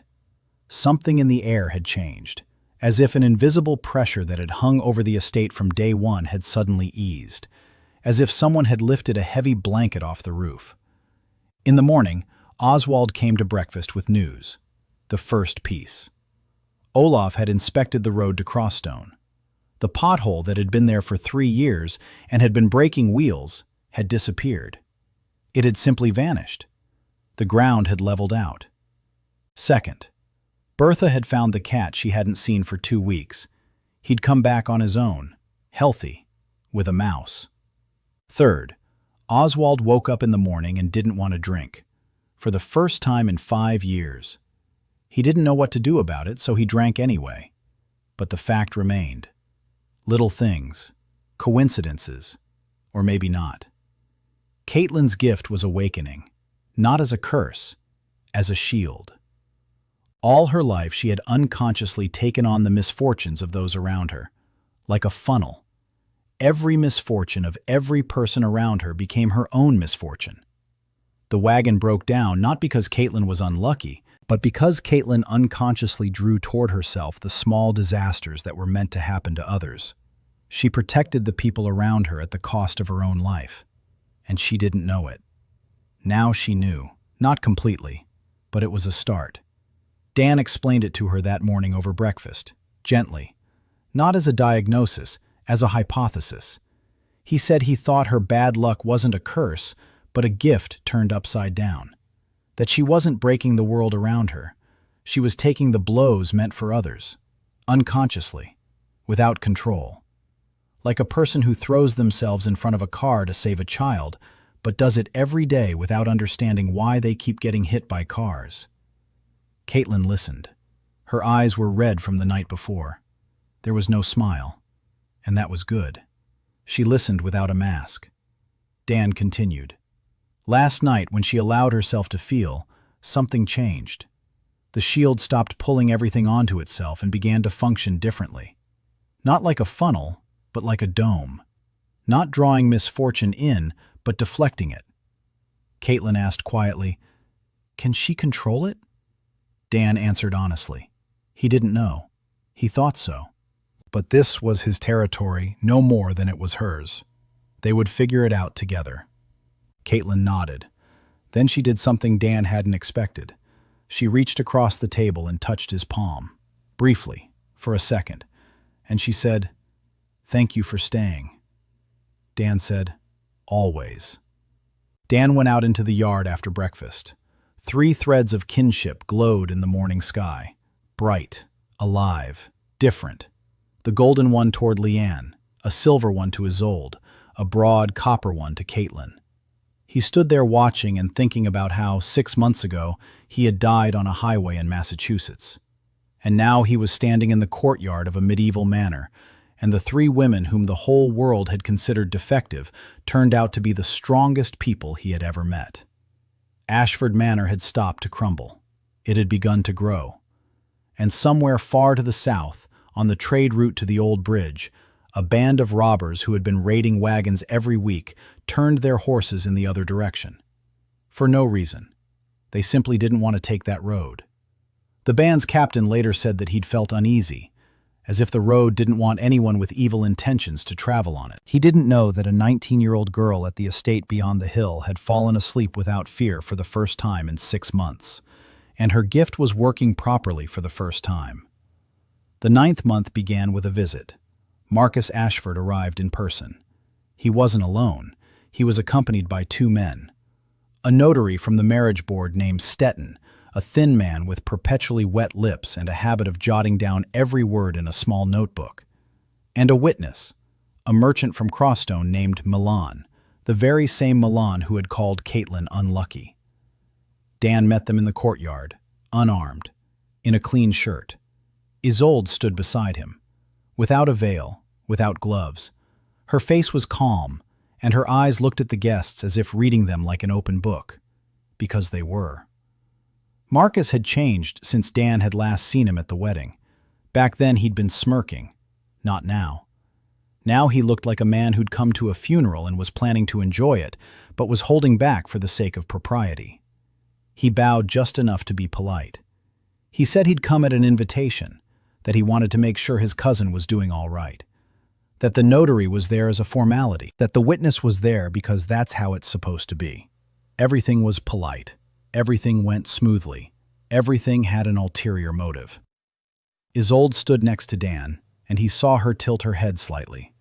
She was listening, not to the words, but to what lay behind them. Dan invited the guests into the house. The kitchen was clean. The table was set. Bertha had prepared the best she could with the ingredients available. Soup, fresh bread, apples from the south garden, butter that Caitlin had bargained for at a good price last week. Marcus walked into the kitchen and stopped. 9 months ago, this kitchen had been dirty and lifeless. Now it was alive. Bertha stood at the stove with the dignity of a cook who knows her broth is the best in the neighborhood. Olaf sat in the corner, mending a shutter hinge. Caitlin sat at the table with the ledger. Lienne was in the village with Hana. Marcus watched. His face twitched slightly. He had expected ruins. He had come to finish off the ruins. but he had found a home. They sat down at the table. Dan offered tea. Marcus declined. Stettin took out the ledger. Marcus began, formally, point by point. The confirmation ceremony, vassal oaths, the inspection of the lands, the presentation of the wives to the court. Each point was a brick in the wall of the claim. Dan responded, calmly, point by point. The confirmation ceremony was held on the wedding day. The priest can confirm this. Vassal oaths were not sworn because the House Ashford house had no vassals at the time of inheritance. One cannot accept an oath that no one is there to take. The inspection of the lands was conducted in person. Dan visited all 4 villages within the first month. There are witnesses. The presentation of the wives to the court has been postponed due to Lady Lienne's health. The law allows for a deferral of up to 1 year. Every answer was backed up by an entry from Caitlyn's book. Caitlyn turned to the right page without a hitch. Dates, names, witness signatures. Stettin took notes. His wet lips tightened more and more with each point. He had come for evidence of incapacity. He was presented with impeccable accounting records. Marcus changed his tactics. He shifted from formalities to provocation. He asked how the damned wife was doing. He didn't mention her by name. That damned woman. Isolde was sitting next to Dan. Her expression hadn't changed. But Dan saw her fingers clench slightly on the table. Dan replied calmly, "Lady Isolde is well. She thanks you for your concern." Marcus smiled. He asked, "And that unlucky one? They say she's haggling at the market like a commoner. Is that fitting for Lord Ashford's wife?" Caitlyn looked up from her book. There was no smile. Dan said, "Lady Caitlyn manages the Ashford household's finances. If Cousin Marcus wishes to discuss what is proper, he might start with the debts left by the previous lord. Lady Caitlyn has paid off 2 out of 3 in 9 months." Marcus paled slightly. Stettin stopped writing. The merchant Milan sat in the corner and remained. He was there as a witness to Caitlyn's misfortune. Marcus had brought him along so he could confirm that the lord's wife brought bad luck. But over the past few months, Milan had seen something else. He had seen a young woman who delivered apples without a single misstep, who paid on time, who ran the business better than half the merchants in the market. Marcus asked Milan to confirm that Caitlyn O'Brien brought misfortune. Milan opened his mouth. Isolde turned her head slightly toward him. Milan looked at her, then at Caitlyn. Then he spoke. He couldn't confirm it. Lady Caitlyn was the best business partner he'd had in the past year. Marcus flushed. Stettin made a note in his notebook. The visit lasted 2 hours. Marcus tried to find a crack. There was no crack. Every question had an answer. Every accusation was backed by a document. Every provocation was shattered by Dan's composure, Isolde's silence, and Caitlyn's figures. As Marcus was leaving, he paused at the threshold. He turned to Dan. He spoke quietly so the notary wouldn't hear. "He doesn't know what Dan is doing. But this won't last. The big families don't tolerate what they don't understand." Dan replied just as quietly, "He knows." Marcus left. Isolde approached Dan once the guests had disappeared over the hill. She said, "Marcus won't back down. He'll file a lawsuit, but not in his own name. He'll go to Velrod." She could sense it in him, not the words, intent. He's afraid to act on his own, but he'll go to someone who isn't afraid. Dan nodded. They had 3 months left until the Velrod's debt was due, and now Velrod would receive a detailed report from Marcus, stating that the Ashford estate was not dying, but thriving. For Count Velrod, this was not good news. A living debtor is more dangerous than a dead one. A dead one can be written off. Winter arrived in the 11th month and brought with it 2 events. First, Caitlyn paid off the 3rd small debt, and for the first time in the Ashford house's history over the past 10 years, the cash register showed a positive balance. Small, fragile, but positive. Caitlyn brought the ledger to Dan and showed him the final line. Her hands didn't tremble. Her eyes didn't dart about. She didn't offer a polite smile. She looked at the numbers with the quiet pride of someone who had built something with their own hands and knew it was solid. Dan said, "Caitlin, you saved this house." She didn't look away. She didn't cry. She didn't say thank you. She said, "We saved it." The thread of kinship with her burned steadily and brightly. The second event was worse. Count Holdrick Velrod sent a messenger. Not a letter, a messenger. A man in the Velrod household livery, riding a horse that was worth more than all the Ashford's property combined. The messenger delivered a verbal message. The Count invites Lord Ashford to a winter reception at Velrod Castle. In 2 weeks, attendance was mandatory. It was casually mentioned that the debt for the southern lands was due in 3 months, and that the Count would like to discuss the terms. This was no invitation. It was a summons. Dan called a council meeting. Everyone was at the table, 9 people. Bertha, Oswald, Olaf, Lienne, Isolde, Caitlin, Hana, and 2 newcomers. Over the past month, more people had arrived at the house. A boy from Ashbrook named Tim, 17 years old, an orphan. Graham had sent him to help out on the estate. Tim turned out to be quick and sharp, and Oswald began teaching him the ropes of being a steward.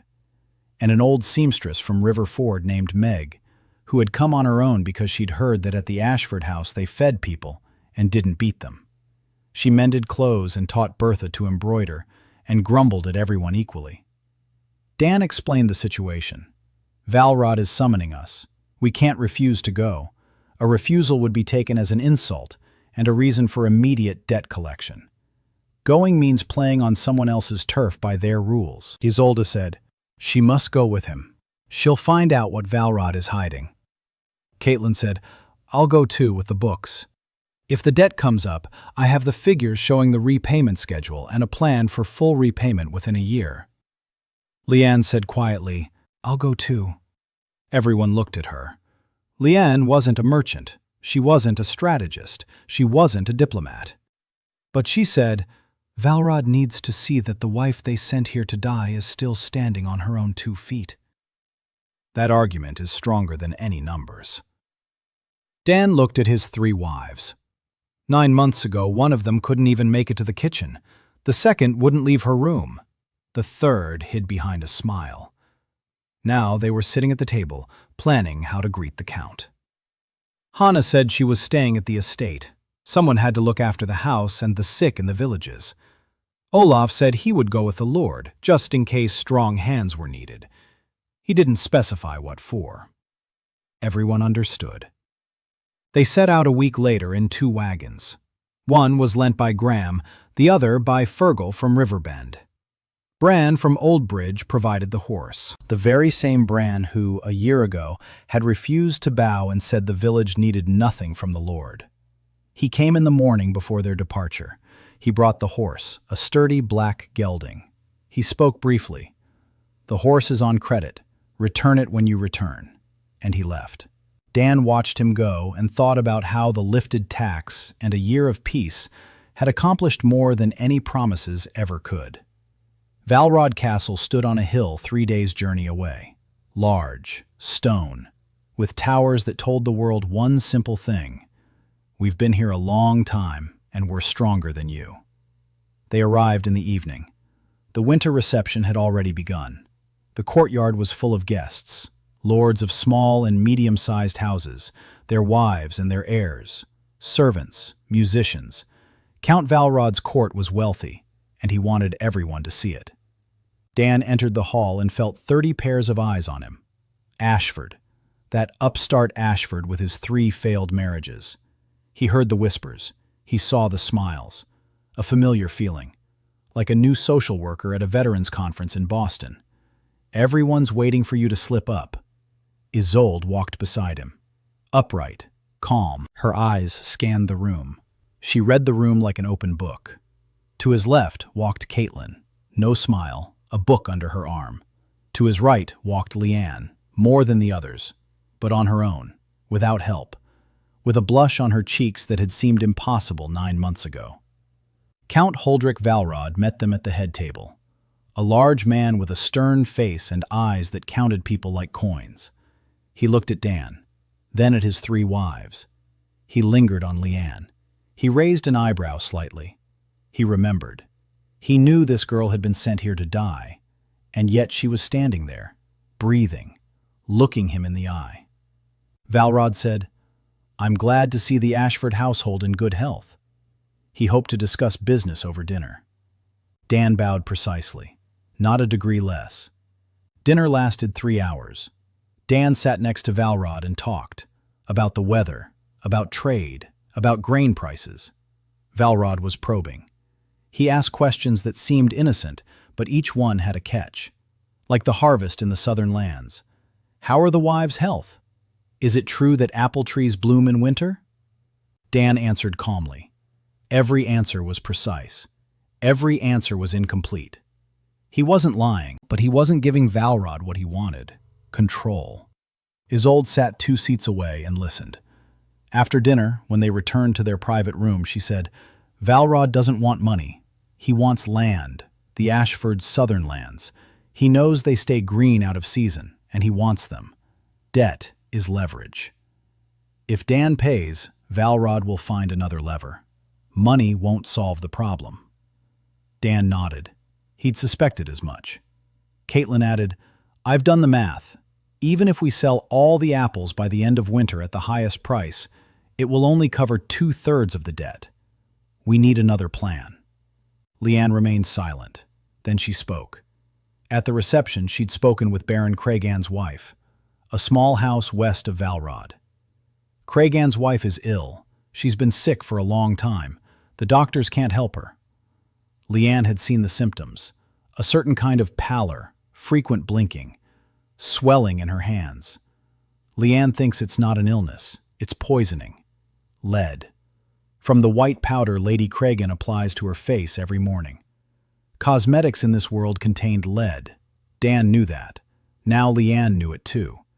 If she was right, and if they helped Lady Cragan, Baron Cragan would owe them a debt, not money, gratitude. And in the world of Anderline, a young lord's gratitude meant a vote on the council, an ally. Dan looked at his wives. 9 months ago, he had been making broth in someone else's kitchen. Now 3 women sat before him, each offering a solution, strategic, financial, medical. He said, "We'll do all 3. Tomorrow he would speak with Velrod about debt restructuring. Caitlin would present the figures. Lienne would visit Lady Cragan. Isolde would listen. They nodded. 3 women, 3 approaches, 1 goal. House Ashford would survive. Velrod invited Dan to the winter reception. All 3 wives went with him. Isolde determined that Velrod wanted the southern lands, not money. Caitlin calculated that there wouldn't be enough money for full repayment. Lienne discovered that Baron Cragan's wife had been poisoned with lead white and offered to help her in exchange for a political alliance. The next day at Velrod Castle was the longest day of Dan Ashford's life. The morning began with negotiations. Dan sat across from Count Huldrych Velrod in his study. The study was as large as the entire lower floor of the Ashford estate. Tapestries hung on the walls. Silver inkwells stood on the table. Everything screamed money. Velrod brought up the debt. Directly, without beating around the bush. Due in 3 months. The full amount. Interest had accrued over 2 years. The terms of the contract were clear. If the debt wasn't paid, the southern lands would pass to the House of Velrod. Dan listened. Then he took out the document that Caitlin had prepared that night. A repayment plan. Not full payment by the due date. Restructuring. Half the amount by the due date, the other half over the course of a year, with interest, with a guarantee to supply apples from the southern orchard at a fixed price. Dan explained the figures, calmly, just like at a meeting with the guardianship committee in Boston, when you need to convince an official that the family will manage if given another 6 months. Velrod listened. His expression didn't change. When Dan finished, the Earl was silent for a moment. Then he said, "It's an interesting proposal, but the terms of the contract do not provide for restructuring." Dan said that the contract had been signed by the previous Lord Ashford, in a state that any notary would deem improper. His father was drunk when he signed it. That doesn't cancel the debt, but it creates grounds for renegotiating the terms. Velrod narrowed his eyes slightly. It was a blow he hadn't expected. Not because the argument was strong, it was debatable, but because a boy from a ruined household was sitting before him, haggling. Not begging, haggling. Velrod said he would think it over. Dan bowed and left. Isolde was waiting for him in the hallway. She was standing by the window, looking out into the courtyard.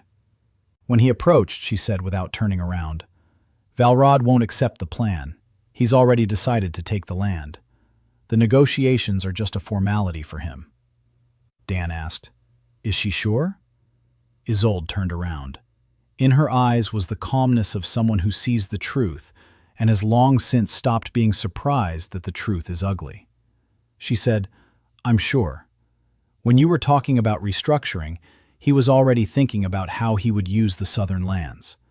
His intentions were right there on top of your words, like a second voice. He was listening to you while simultaneously figuring out what kind of house to build on the southern hill." Dan closed his eyes. Then he opened them. "All right. So we need a different approach." Meanwhile, Lienne was with Lady Cregan. Baron Cregan initially didn't want to let Lord Ashford's wife see his own wife. Why? What could a girl from a poor family possibly know?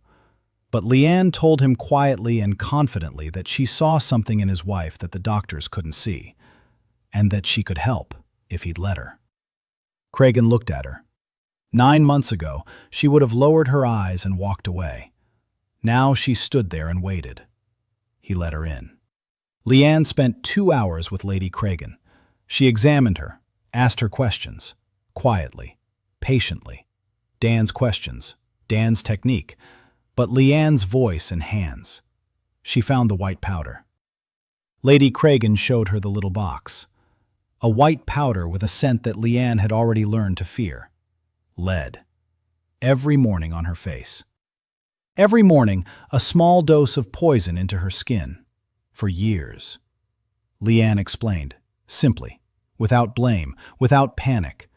White powder makes the skin white, but what's in it poisons the blood. Slowly, imperceptibly. The symptoms Lady Cregan mistakes for an illness are actually poisoning. If she stops using the white powder, her body will begin to cleanse itself. Lienne gave her a recipe for a herbal decoction to cleanse her system. Hana's recipe, tried and true, safe. Lady Cregan wept, not out of grief, out of relief. For years she'd been told she was dying, but it turned out she'd simply been using the wrong makeup. Baron Cregan came out to see Lienne off. His face bore the expression of a man who'd been given back what he thought was lost. He asked how he could thank her. Lienne said, "Nothing. Just throw away the white powder." Cregan watched her leave for a long time. That evening, at the second dinner, Dan sat at the table and listened as the lords around him discussed politics, Prince Cassian consolidating power, new taxes, about the college tightening its inspections. Baron Cregan was sitting nearby. He joined him on his own. He spoke quietly. He said his wife was feeling better. Already, in just 1 day. She'd thrown out the white powder. She's drinking a herbal decoction. He said that if Lord Ashford ever needed a vote in the Council of the Small Houses, Baron Cregan would remember this day. Dan thanked him. Cregan left. But by the end of the evening, 2 more men approached Dan. Baron Tenley, whose mother had suffered from similar symptoms, and Lord Finn, whose daughter hadn't slept for 3 months and whose physicians had spoken of a curse. Dan listened to each of them. He asked questions. He didn't make any diagnoses, but he did speak. "Send someone to the Ashford estate. Our Lady Lienne and the herbalist Hana will take a look. They don't cure, they help."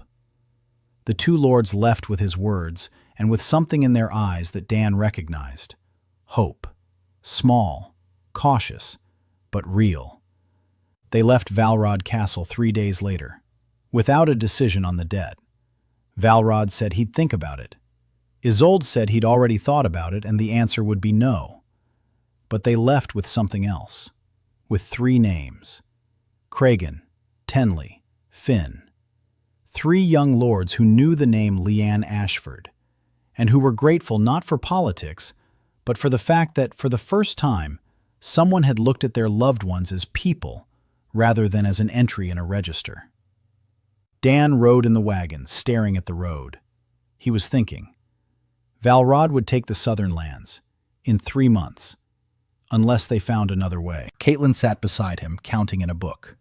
Lienne slept in the wagon, wrapped in a blanket. She was tired. She had done more in 3 days than in her entire life before Ashford. Isolde rode ahead beside Olaf. Her back was straight. Her eyes were closed.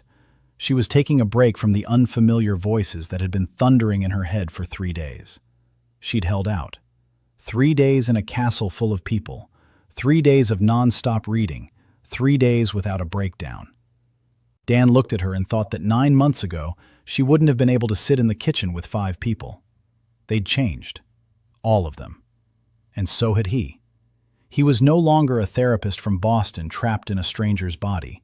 He was Dan Ashford, with 3 wives, with a home, with people, with a debt he didn't know how to pay, but with something that no amount of money could buy. With a family. 1 year and 2 months. The debt to Velrod was due to be settled in 4 weeks. Dan stood in his study, looking at a map of the Ashford estates, lost in thought. Caitlin had gathered everything she could. Apples, trade, savings. A third of the amount was still missing. A large third. Isolde walked in without knocking. She was holding a bundle in her hands, an old one, leather, tied with a rope that crumbled at the touch. She said, "I found it." Dan looked at the bundle. Isolde explained. She'd been searching for family records that Dan's grandmother had hidden from the Sarin house after receiving a warning. She'd been searching for 12 months. Not in the study, not in the library, not in the bath. In the basement, in the wall, behind a stone that was half a shade different from the others. She noticed it because her gift told her that something was wrong with that wall. Not a lie, a secret.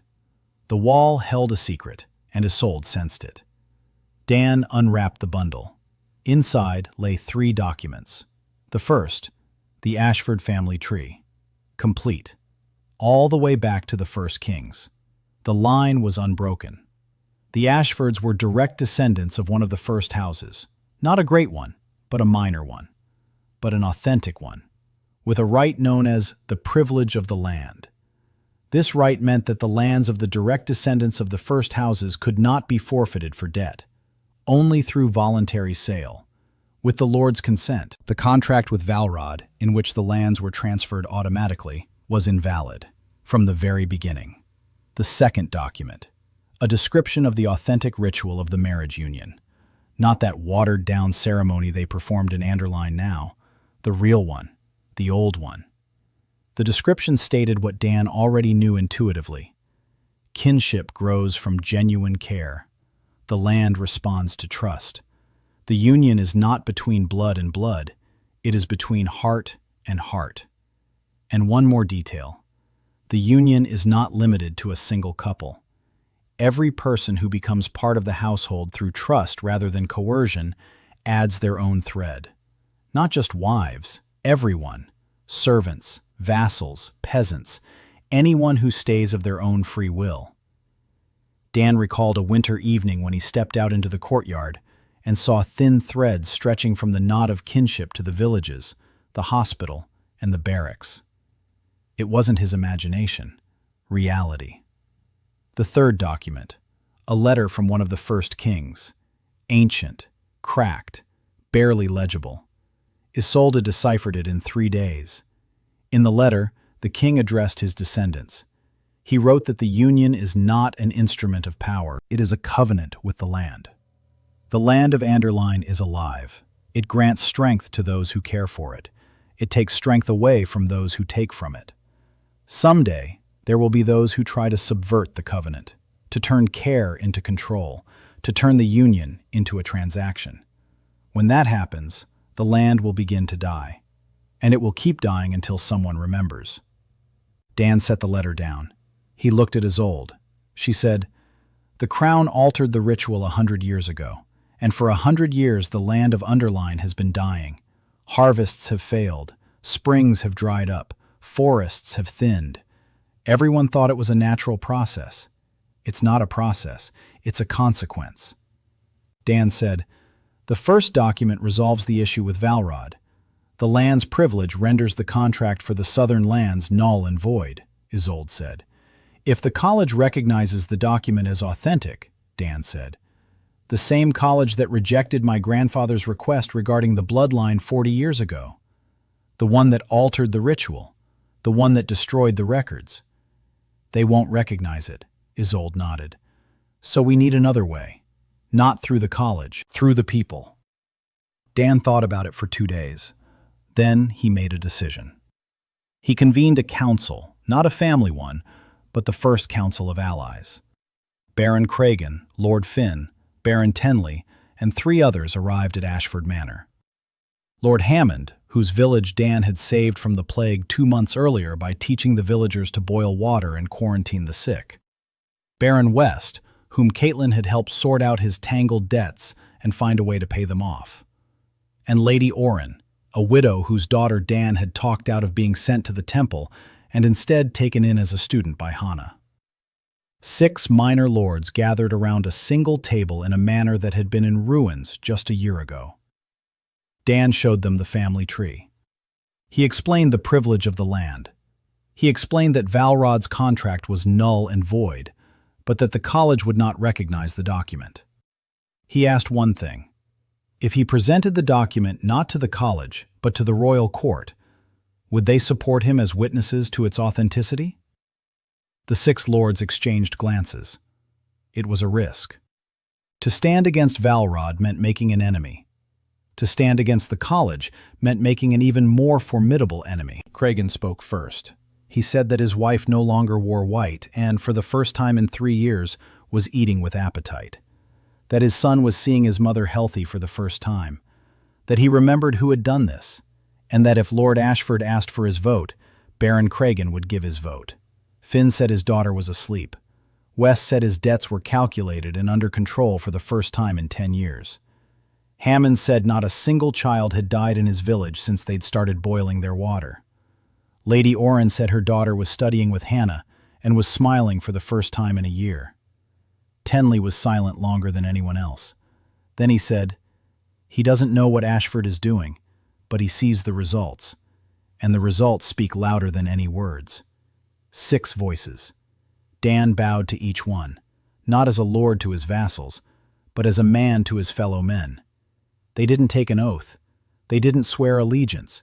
They simply decided to stand by his side, of their own free will.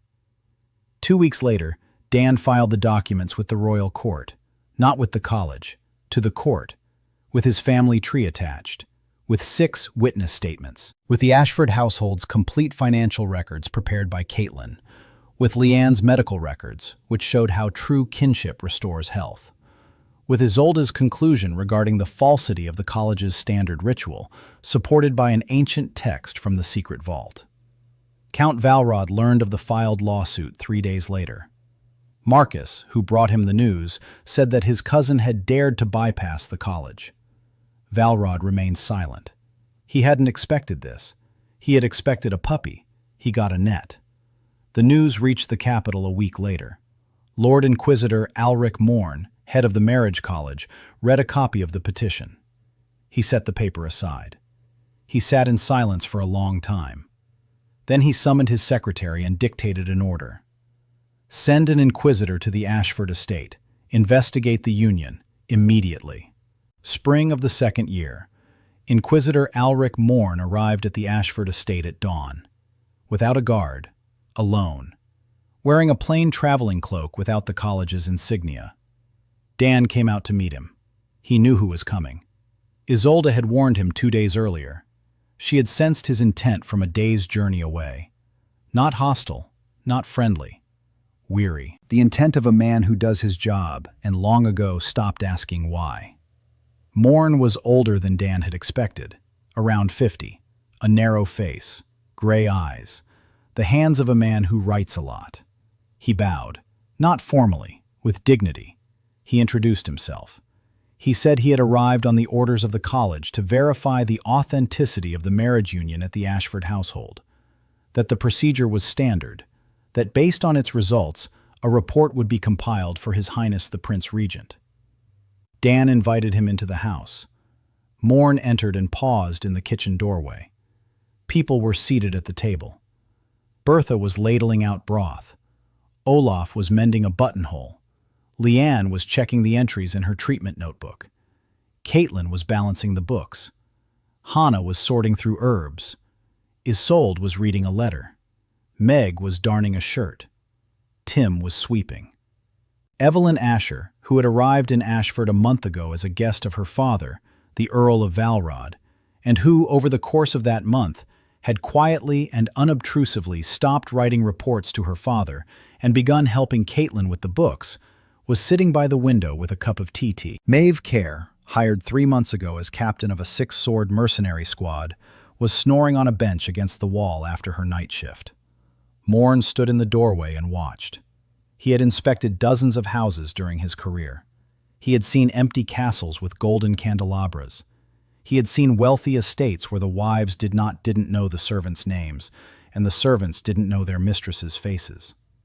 He had never once seen a kitchen where a lord, his wives, the servants, a mercenary, a herbalist, and a guest from a hostile house sat at the same table, each going about their business, and no one stood up at the sight of an inquisitor.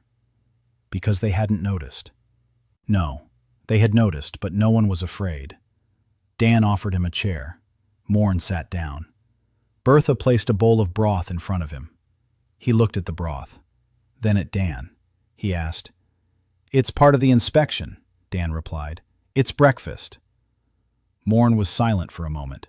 Then he began to eat. The inspection lasted 3 days. Morn surveyed the estate.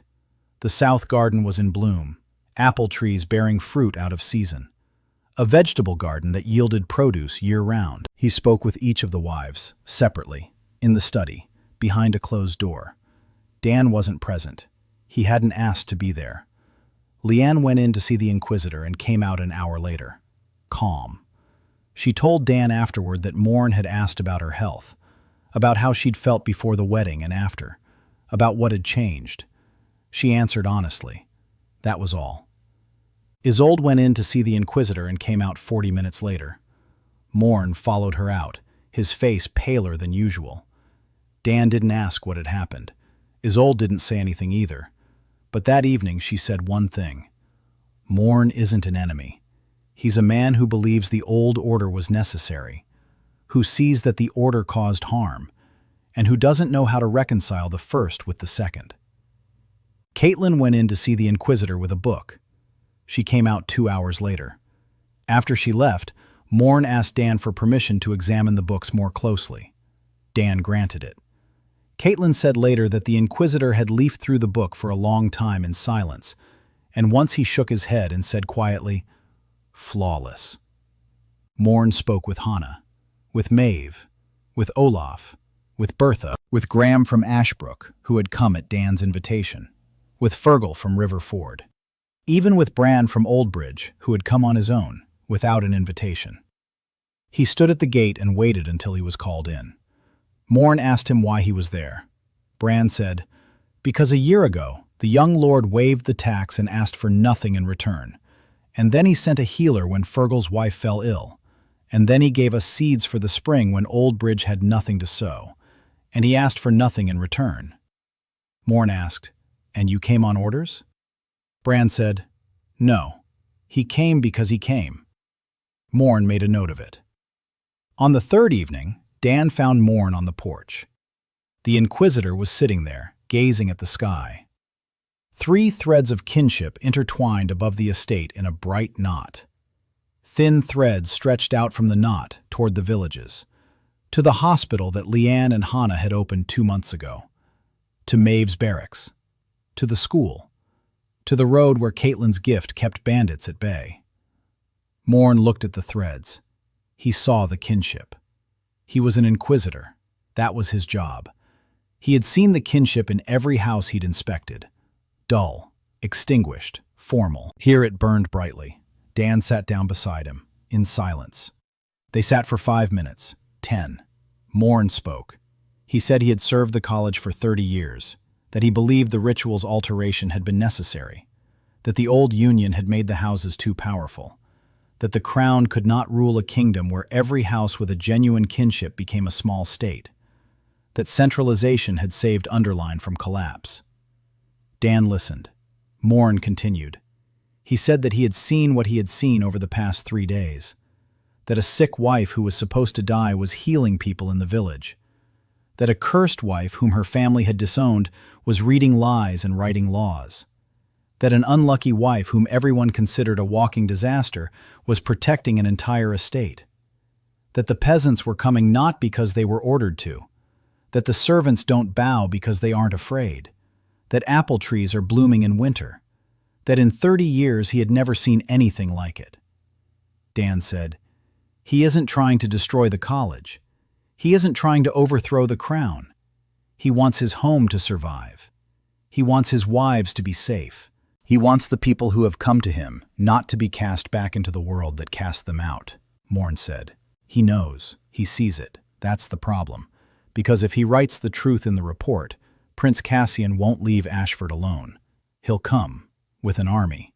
Not because Ashford threatens the crown, but because Ashford proves that the crown was wrong. Wrong for 100 years, Dan said.